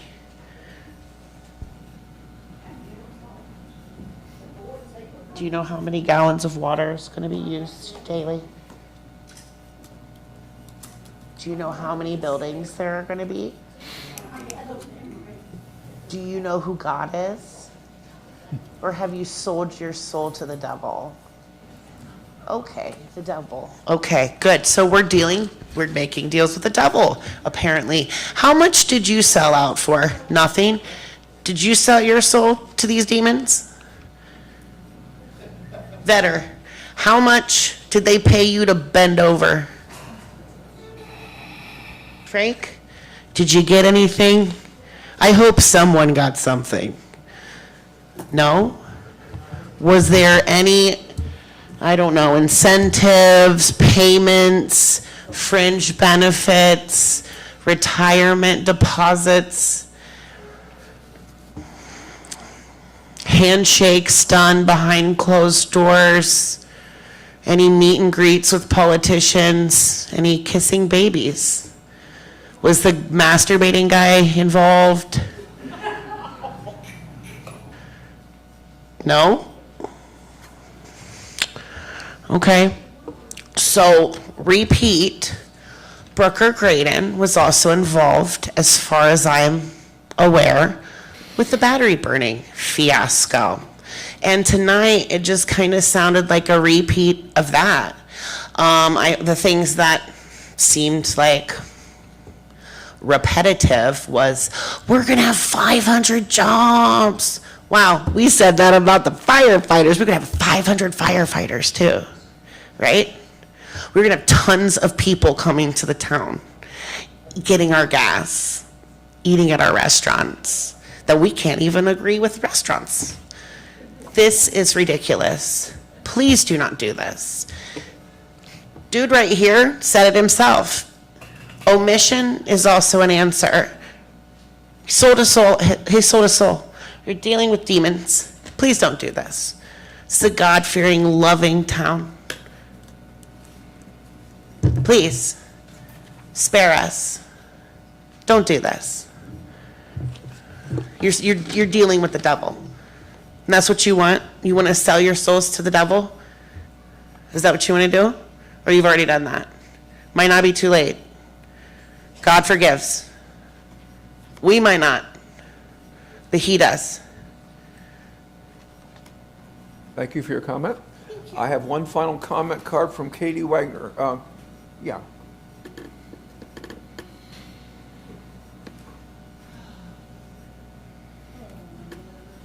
Sorry, I was not expecting to come up again. I also just want to say I'm really terrible with names, so I'd like to snap a selfie. All right, got their faces. Okay, so first of all, the person from the Piqua Land Company, I forget your name, you said young kids are going to be able to work there. Newsflash, rent is so expensive. I'm a teacher, so I'm teaching, right? I'm just going to use this as a teaching moment. Kids can't afford houses. Kids can't afford to live in Piqua. Kids can't afford to live in Troy. They're not working at the data center. From other places throughout the United States and Ohio, these are people that are coming in from out of town, from out of state, not local. Okay, now on to the 300 jobs. If you said there's going to be 300 jobs, I thought there was only 3 buildings that were proposed. Each data center is about 50 jobs. So I don't know if somebody can, I know somebody tried to get an answer. How many buildings were approved? Did somebody say 4? 4? Yeah, okay, so we're going on 300 jobs now. Okay. Another teaching moment. Piqua Land Company is owned by, anybody know? New Albany, well, okay, sorry. New Albany Company, which is the largest economic development firm founded and owned by Leslie Wexner. He hates his first name, Leslie, so we're going to call him Leslie Wexner. Now, I am probably going to get backlash based on my campaign because he is a billionaire. But if I can stand up here as a mom with children and willing to accept the backlash, you can too by saying no. Yes. Right? You got a really good stone face. I cannot. Okay, another teaching moment. Leslie Wexner was the financial backer of what file? Epstein files. Shame. Shame that this was even come to Piqua. Shame that you guys work for him. There's a 4th, I don't know who she is, but maybe she's with them too. Why are we here? Leslie Wexner, Epstein files, child predator. Oh shit, maybe that goes back to the masturbating guy. God dang it. Okay, it's all coming full circle. Piqua Social, who's Piqua Social owned by? Probably Les Wexner, I don't know. No, I think it's Bruns, who is also the chair of the Republican Party here in Miami County. I am telling you that we are in bed with Les Wexner, and I want out. I know I don't live in Piqua, but this is ridiculous. If I can stand up here as a mom, as a woman who has been sexually assaulted in college, who has been raped, if I can stand up here and be willing to take the backlash, you can too, by saying no. I don't care. I just say no, please. I know women can't say no because sometimes that just apparently is not enough. But you can. Please, Mr. Walker, I know you weren't here last November and I appreciate that, but right now is when you prove yourself. I wasn't here either. You weren't here either? I was absent that night. Oh, well, okay. I knew that, actually. I knew that. It's all right. I am just saying, please, please, please, please, Piqua Land Company, New Albany Company, Leslie Wexner, Epstein files. It's all connected. Okay? And maybe Piqua Social in that whole situation. Okay, thank you, bye. I have no other comment cards for Resolution R-80-26. Are there additional questions from? I have a couple of questions for land. Yep, I do. We can answer a couple of these and get these out of the way. Oh, where did I write them down at? Number of buildings. 2. 2. Water usage daily. I don't have the specific numbers on the water, but they're using a dry-cooled system. The water that's going to be used in the facility is going to be used mainly for domestic purposes. It's not going to be a high water use. I should note that the city meters water usage. You have control over how much water is consumed. They have made commitments to the city based on the engineering and the architecture of the facility to minimize water use based on a lot of the concerns that have been raised here over the last 5 to 6 months. Number of generators. I'm sorry? Number of generators and their backup generators. Mike, do you want to speak to the generators? Okay, great. I have some information too, but I want to. Fair enough. I understand. I understand. I don't have any information in terms of how many generators things of that nature. What I can tell you is in the document, it provides protections in the event there is on-site generation provided, and that's important when you're interconnected to another utility system, so you don't have backfeed and energized if the system is de-energized. And there are protections here, as you saw, as was mentioned earlier, about complying with applicable zoning regulations. But in terms of specific engineering design, I'm not privy to that. So, hang on one more moment. When Mr. Wessel came up, he played a portion of an earlier meeting where they were talking about this, and it was said emergency backup power. And then apparently somewhere in this plethora of paperwork, it says non-emergency. So when did it go from emergency to non-emergency? I wasn't there for the prior meeting, and again, I'm focused on this document. Right. It says, again, may install non-emergency on-site generation provided that reasonable steps are taken. So it's a protective measure that was negotiated by the city, to have in here. So you want that to be, it's a protective measure in case non-emergency, any generations installed. Okay. Quiet, please. Protecting whom from what? First, you're protecting the line workers, first of all. Okay. The project plans to use fewer than 10 permanent emergency backup generators meeting US EPA Tier 4 emissions requirements at the Piqua Data Center. These will provide power for operating essential but minimal electric loads such as life safety, security, and communications control during rare utility outages. So not running the center itself, just to keep it so it doesn't collapse. 10.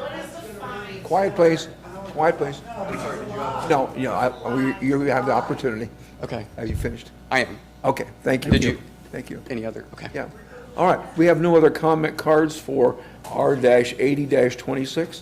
Additional questions from the commission? Yes. RJ, we've heard a lot, but I'm sure there's something that has been said throughout this that you would like to respond to. I'll give you that opportunity, and then I'll go to my questions.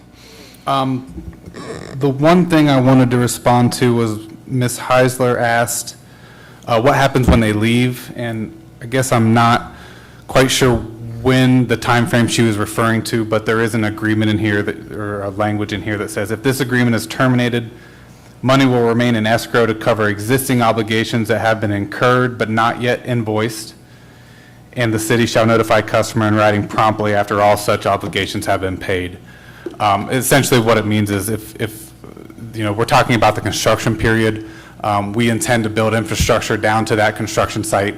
That infrastructure is owned by the power system, and it will remain with the power system, including the land that the substation is on, the substation transformer, and all of the transmission line infrastructure as well. So this agreement is a temporary agreement in nature, and after it is terminated, the power system owns the assets. So I wanted to respond to that.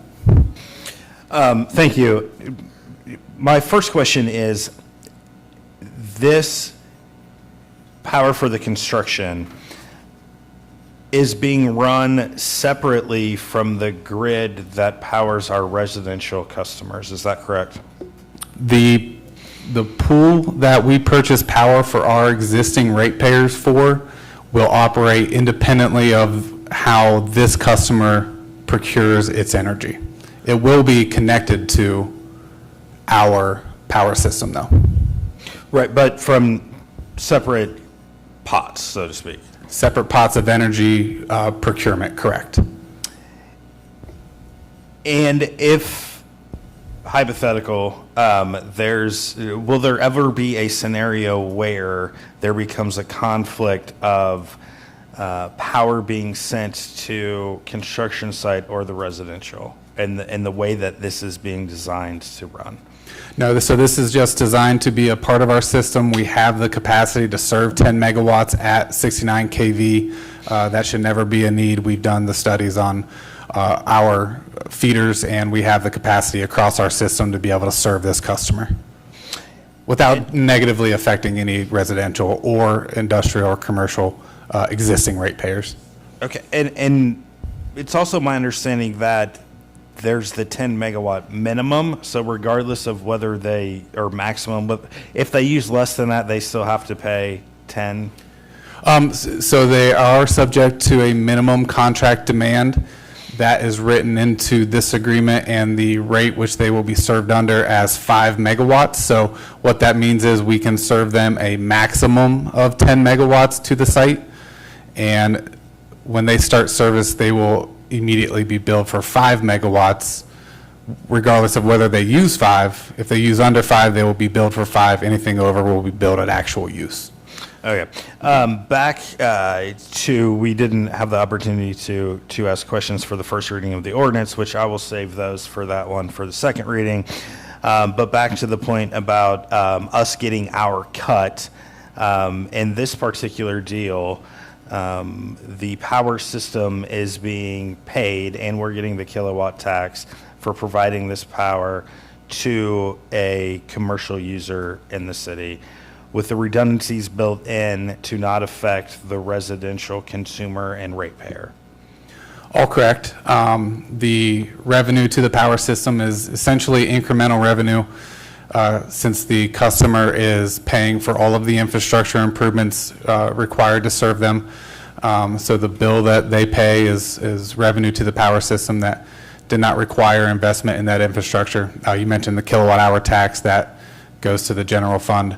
And yes, it is set up so that it does not negatively affect any existing ratepayers. Further, the infrastructure that the customer is funding belongs to the city as assets of the power system.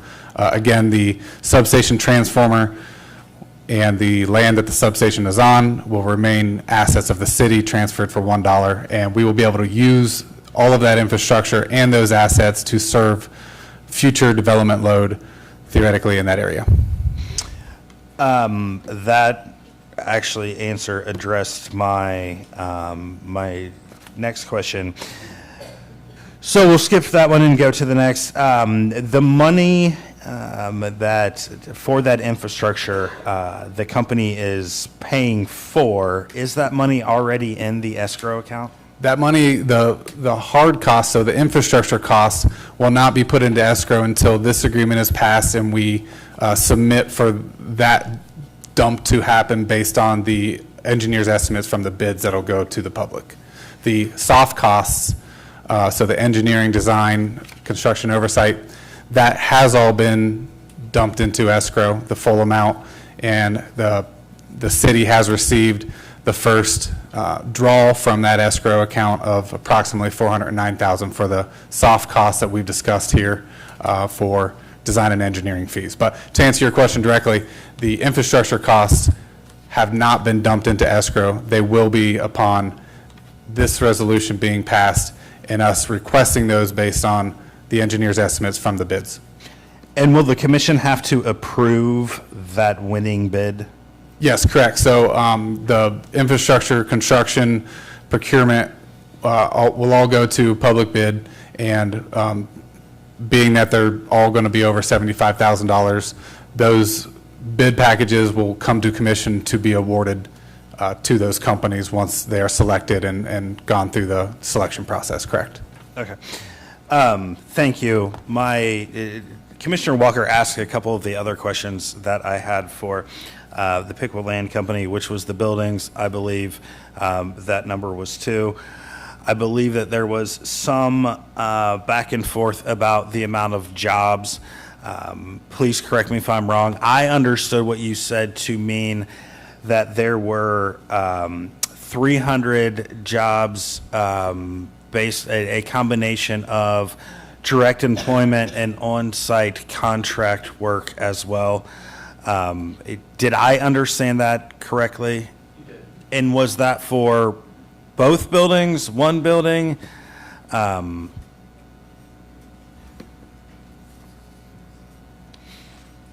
So this is for the campus at full build-out.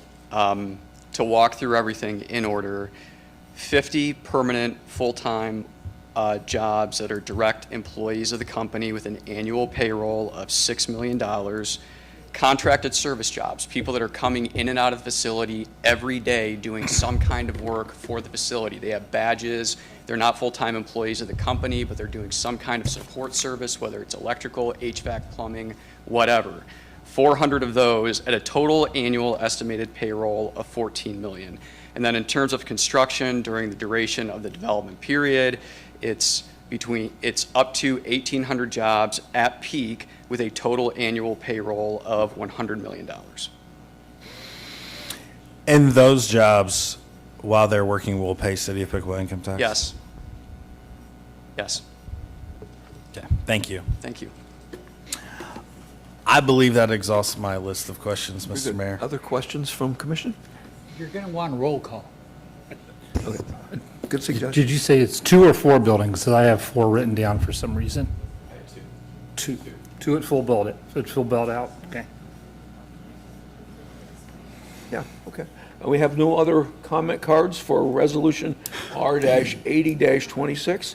Therefore, we'll call for the question. Mr. Mayor, I move that we adopt resolution number R-80-26. Second. Been moved and seconded, and we've asked for a roll call, so we'll, with the clerk, call the roll, please. Commissioner Simmons? Nay. Commissioner Walker? Aye. Mayor Vetter? Aye. Commissioner DeBras? Aye. The resolution is passed.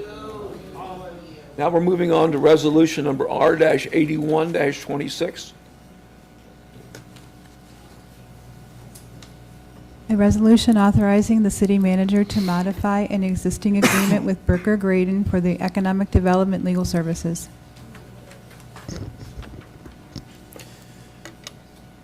Thank you, Mr. Mayor, members of the commission. This item pertains to the legal services that Brooker Graydon has been providing to the community in support of preparing the agreements for not just the franchise agreement and the power service agreement, but previously the development agreement, water and sewer agreement, and the TIF agreement, in addition to the expertise and negotiations that were involved in that process.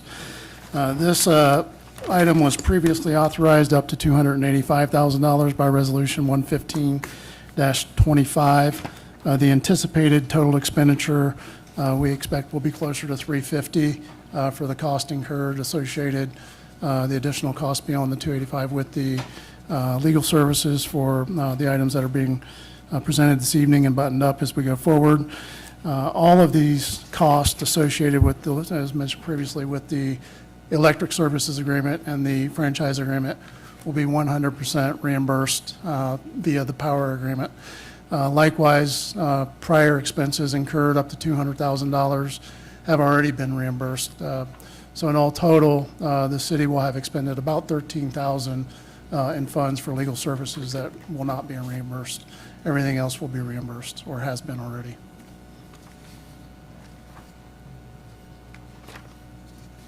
I have several comment cards on this resolution. We can start with Kim Heindler.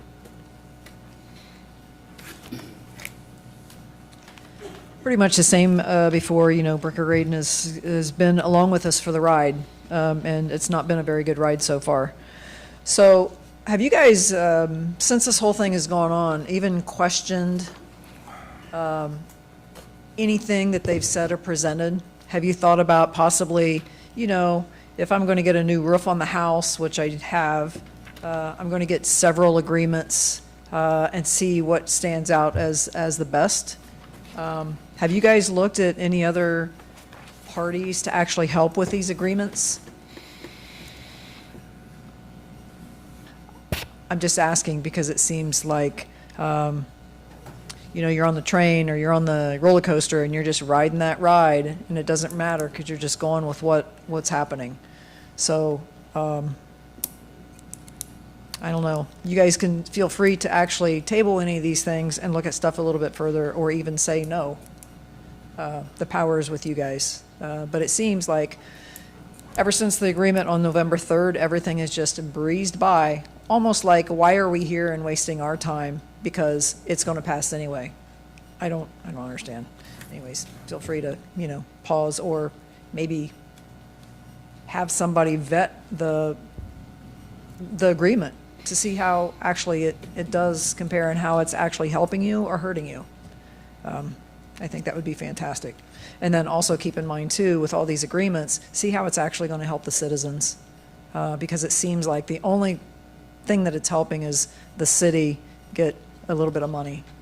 I mean, in any of these negotiations, you guys could probably say, you know what, we'll do that deal as you want it. But you know what, this community's wanted a pool for a really long time. Throw the pool in, it'll make it a little bit better for us.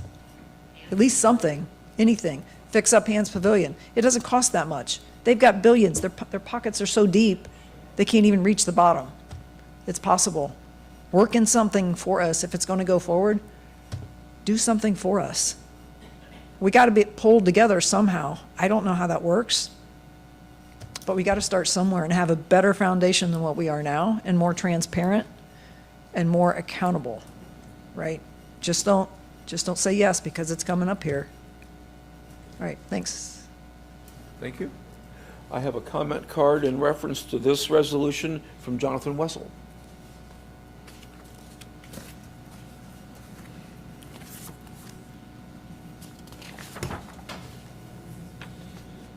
Good evening again. This one should be pretty quick. The staff report, and Chris just confirmed that what you're being asked to approve tonight is a resolution for work that has already been completed. So that's backwards. They're supposed to get your approval before they commit city funds, but they already committed the city funds. So Record Graydon already did the work. So the AES franchise agreement is done. The electric services agreement is done.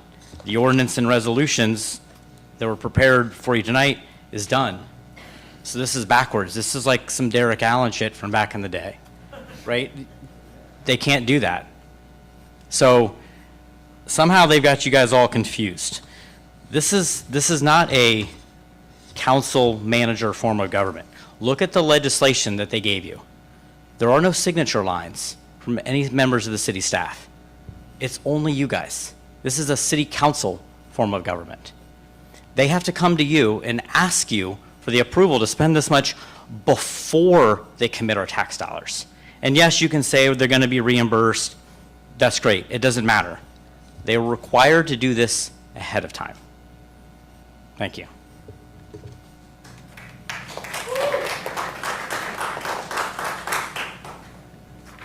I have a comment card from Katie Wagner. That was the other one that we couldn't find. Yeah, She put the wrong number on it, so put that one away. Okay, we've done that one. We've done that one, yep. Yeah, that was 81. I have a comment card from Soleil Larson.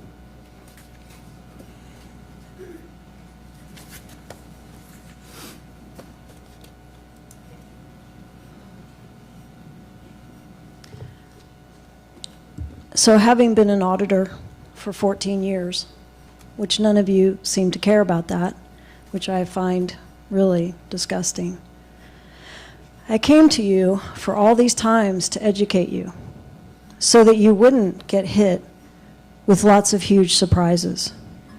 I want to read an audit report from where Jerry came from. This is the guy that you guys hired as our director. A deficiency in internal control exists when the design or operation of a control does not allow management or employees, when performing their assigned functions, to prevent or detect or timely correct misstatements. A material weakness is a deficiency. They were recommended to completely revamp their internal controls. When I first met Jerry and I said, you know, hey, did you get an oath of office when you got in office? Because Obendorfer didn't. He goes, no, I didn't either. Our finance guy that handles a purse, he didn't get an oath of office either. Oh, that's too bad. I didn't hear Mayor Lee attest to his oath of office. Wonder what happened there. But that didn't really happen, did it? Bet it didn't. So that oath of office probably didn't occur. Jerry attested that his absolutely did not occur, not in writing, not verbally, not in any way, shape, form, or fashion. And then he followed that up with, you know, when you work in government, you just kind of get used to doing it the way it's done. Not by the law, not by the books, Just kind of the way it's done. So when Obendorfer let Hotzapfel go, he let her go because one of her trusted people, she didn't check the new report because it was COVID and make sure that her employee was signed in at the beginning of the day and signed out at the end of the day. He let her go for that. She resigned to save face and so she could go work somewhere else. That's what he got her for. Her whole time in career, she'd never incurred a COVID situation before. Neither had anybody else. But he decided that Holtzapfel, who had saved Piqua, and Gary Huff loved her, glowing reviews year after year after year in her personnel file. Year after year after year after year after year. And he said, we couldn't have made it through the 2008-2009 recession here in Piqua without her. And you're going to let her go for missing a report that probably didn't exist, because it didn't exist until they brought the Avero guys on, which I talked to you guys last meeting. The fraud that occurred and can occur in this crazy world is due to a lack of internal controls in government, specifically. The PO thing that I just told you about that had 2 different digital signatures was on Bricker Graydon. How did the new person that just got here 2 days ago, how did their digital signature appear on that PO from Bricker Graydon in March of 25? How'd that happen? That's a pretty big control problem, guys. A purchase order is only used once. Once. That was the $258,000 big one. You guys are missing the boat here. Bricker Graydon has been brought up time and time and time and time and time and time again. We've asked you to investigate. We've asked you to use your subpoena powers. We've asked you to take our interests to heart and get to the bottom of these things. We've asked you. That's called negligence. Very bad negligence. Now, they're probably going to explain it away. It's some error. Too many of the finance people have access to the digital signature. Oh, I'm sorry. I don't give everybody I know my signature to my checkbook. And we were scoffed at, especially by you, Mr. DeBras. Oh, Paul, let me ask you a question, Paul. You don't have a copy of the checkbook. You can just go write checks, do you, Paul? No, he can just create purchase orders with Jerry's signature. Not saying he did. Not accusing him. Saying things look really weird in City Hall. And where Jerry came from isn't helping the matter. He was a chief accountant when that stuff happened. It's a problem, guys. It's a problem. Thank you. I have a comment card from Stephanie Davey.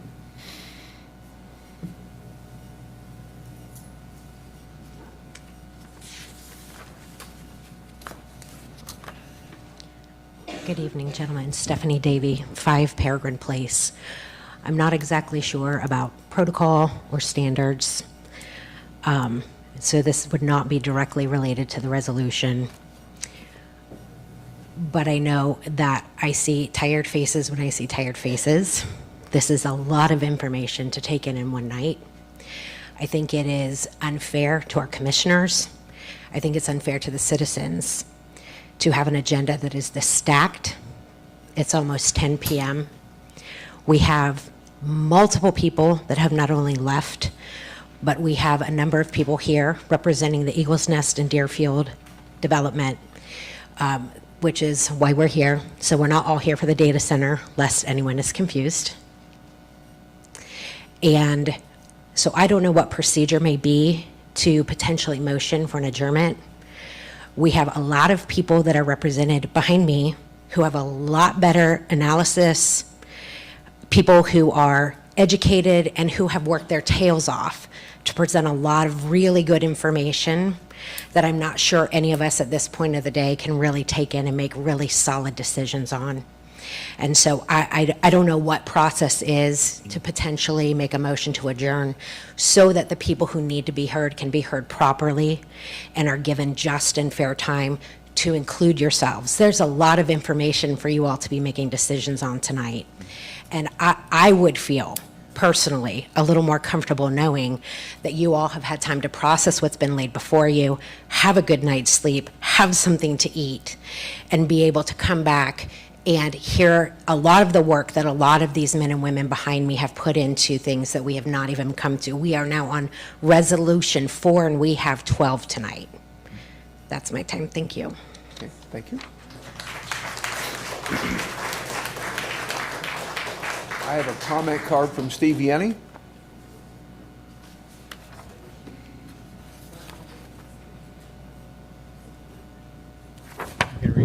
Okay, so Chris is my neighbor. He's a good neighbor. But he said a few things that weren't correct. He said $350,000, but it says in the resolution itself, and right here on the front page, $370,000. So maybe it was just a mistake on his part. And he also said $200,000. Well, $200,000 is what he claims was reimbursed out of $213,000. So just want to clear that up. So what's happening with Bricker Graydon here is that they supposedly were first engaged on May 6th, 2025. Now, if you recall, I sent an email with a summary of how much money has been expended with Bricker Graydon, and it was over $303,000. You all got the email. This was a couple months ago. And, you know, he's claiming here it's $213,000. That's a pretty big discrepancy. So the first engagement that's acknowledged as far as this PO, there's actually 3 POs. But this one is, bear with me. Shoot. This one is 27086, and there's 5 zeros ahead of that. So 27086. And that PO was actually cut on 3/6, March 6th. And yet, the City Commission didn't have any approval until the May 6, 2025 meeting for $140,000. And so then it was expanded to $285,000 on the 11/3, the November 3rd meeting. And every time, okay, if you look at the very first report, this is R5725. This was from May 6, 2025. Commissioner Vetter and Commissioner DeRoss were on the panel, voted for this. It was brought up at the meeting. Paul asked a question. He's the only commissioner who asked any questions. Why are we spending $140,000? Chris said, oh, because it's for economic development. Bricker Grader's the best. He drank the Kool-Aid and he voted yes too. You all voted yes, you know, all 3 of you. You didn't ask any questions, no questions at all. So I think you knew some behind the scenes. I think you were tipped off. I think Paul's the only one who wasn't. And then Kim Heisler got up and she says, oh, Bricker Graydon's Bricker Eckler from the battery burning. You made that connection. And Chris Lee says, thank you for your opinion. Boom, unanimous vote. And the only information that was presented was this commission agenda staff report and an August 1st, 2024 brochure, about 8 pages long, and it's been the same brochure, it's the same brochure that's in your packet tonight. There's never any scope of work presented. We don't know what they've been doing. They want another $85,000 for what? For what? They haven't done anything useful. There's problems in the development agreement. Still problems in the development agreement. In the confidential info section, oh, Jessica and Chris will tell you it's a Scrivener's error. It's not a Scrivener's error. Run it through any artificial intelligence system. It'll tell you it's not a Scrivener's error. So I want some answers. I'll wait. I got 44 seconds. Why did you vote for this on May 6th, 2025? If you didn't know behind the scenes, somebody tipped you off, Frank. How about you, Mr. Vetter? Seems like Paul's the only one who didn't know what was going on. Nobody else. Homan, Chris Lee, nothing. Seriously. And why are we paying them $85,000? Why are they asking for $85,000? It says here for work for the ordinance and the resolution. That's $85,000 for 21 pages of work? Are you kidding me? And they bill $650 an hour, and they're crap. They are crap. Their work is just boilerplate stuff. It's nothing special. Thank you for your comment. I have a comment card for this resolution from Alicia Lang.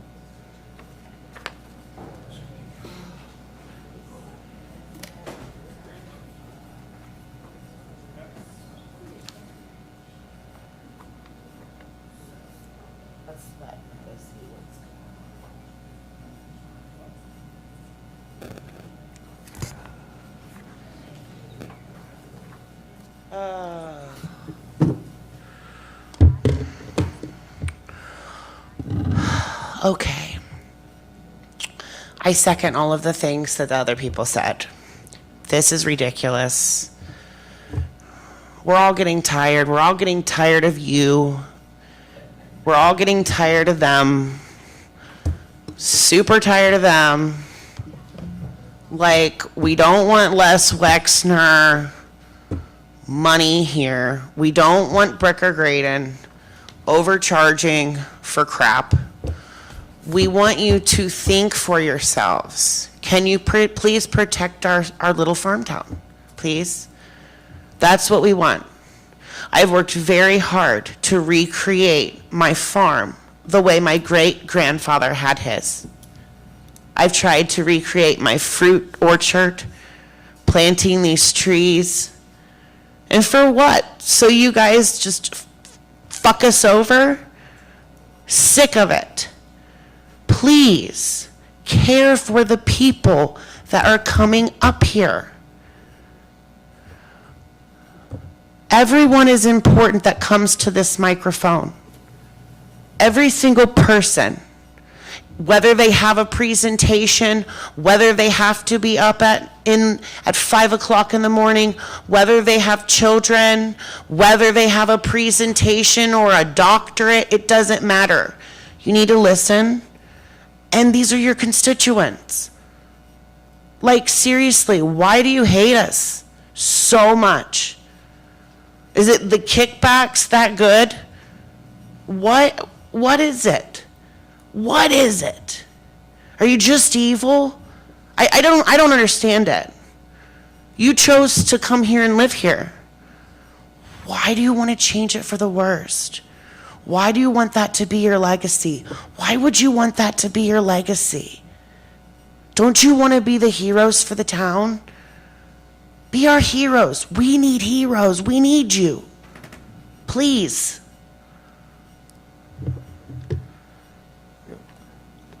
Thank you for that comment.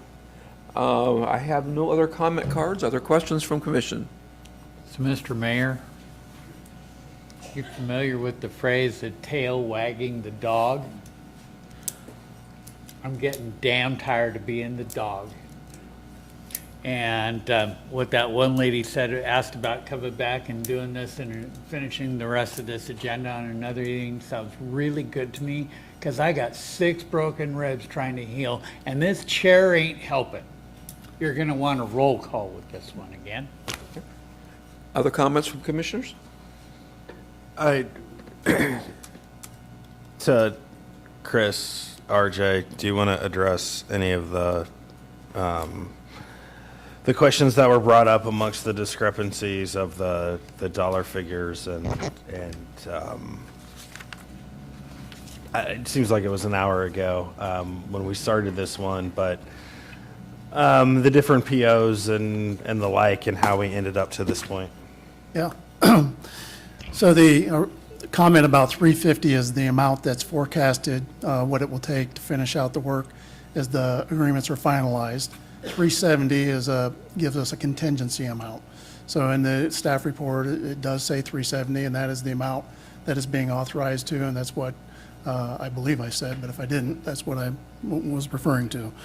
The 285 is what it's currently authorized to, and that was per the resolution that Mr. Yenny referenced. And the prior work for water sewer development agreement, TIF agreement, resulted in the $213,000 expenditure that I mentioned. $200,000 of that has already been reimbursed per the development agreement in the reimbursement provision there. That leaves $72,000 on that existing 285 PO. And so we have been invoiced up to the cap on the PO authorizations. It was brought to my attention, it's time to go get an increase on the PO. So that's what we've brought to you this evening. And that's based, the amount is based upon what we expect it will take to finish the work as we button up these agreements. And can you address the work was done before this came before us comment? Again, there's, the work has been ongoing, and from 213 to 285, there's still $72,000 remaining on the authorized PO. They already paid 285. And then you get They already paid 285. two expenditures that have. Not your turn. That need to be addressed as we move forward. I would have to look closer at it, Frank. I don't have any additional detail. Jonathan, this is not your turn. There are, to the question about the POs, there's multiple POs. There's one specific to this project. There's Bricker Graydon provides a lot of different services, so we had other engagements, and I don't know specifically what each of those were, but we certainly engaged Bricker Graydon for other needs, and those POs are for those specific activities. They're not related to the data center project, so I'm not sure where what all is being included in the numbers that are being mentioned. Mr. Mayor, I have in my hand copies of 2 purchase orders. Both of them say number 00000027086. Both of them say that. They're both dated, let's see if we got this right here. 3/6 of 2025, 3/6 of 2025. They both say the same thing for the description and the task, and they both say for $285,000. And let's see, for the vendor number 307058, Bricker Graydon LLP, one of them is signed by Gerald O'Brien, and one of them is signed by Ginger Bell Miller, I believe it is. Chief? That issue was brought to my attention just prior to us going into the executive session. And so I don't have all the details, but what I can only assume from that, and until tomorrow morning I can't confirm, is that they printed off digital copies, and because we have an interim our finance director that started Monday, they put her signature into the POs, which are automatically generated electronically.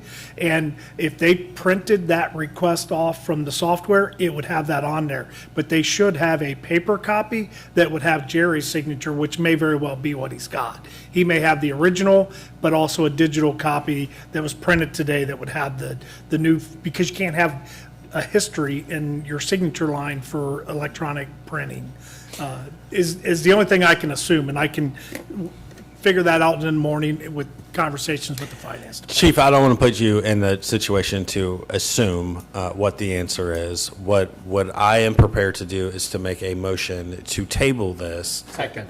Until that assumption can be cleaned up and we actually have an answer. Thank you. So you're making that motion? Mr. Mayor, I would gladly make the motion to table resolution number R-81-26. Second. And Mr. Walker beat you, I think, so. I said second when you said it first time. Yeah, but I don't okay. care. We have a motion on the floor I don't care, you can to have it. table resolution number R-81-26. All those in favor signify by saying aye. Aye. Opposed, same sign. The motion's tabled. Let's ask the question. Yeah. The lawyer of the two of them. Yeah.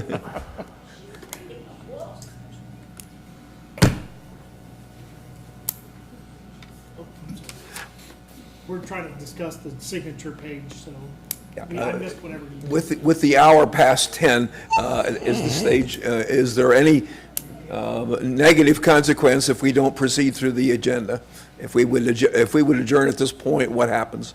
I would suggest that we postpone the rest of the meeting and then select a next date and time to continue the rest of the agenda items. So those things that we didn't get to tonight could come back at the next city commission meeting? Yes, at the postponed meeting, yes. Yeah, okay. Is there a motion to that effect? On what? Is there a motion I'd to? make a motion is there a to adjourn tonight and continue. Yeah, okay, we have a motion on the floor. We have support for that motion? I would support. Okay, we have a motion to suspend tonight's meeting with the remaining items that are on the agenda to appear at the next city commission meeting, which would be 21st, I believe. The 21st?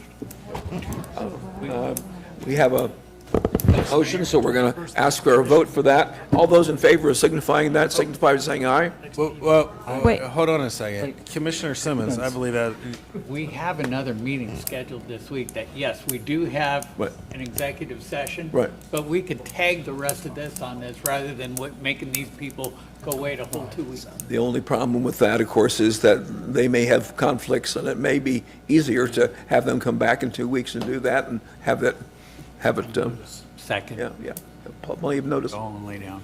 So are we ready? Yes. Yeah, okay. So we have a motion to adjourn tonight's meeting with the remaining items on the agenda to appear on the 21st of July's agenda. All those in favor signify by saying aye.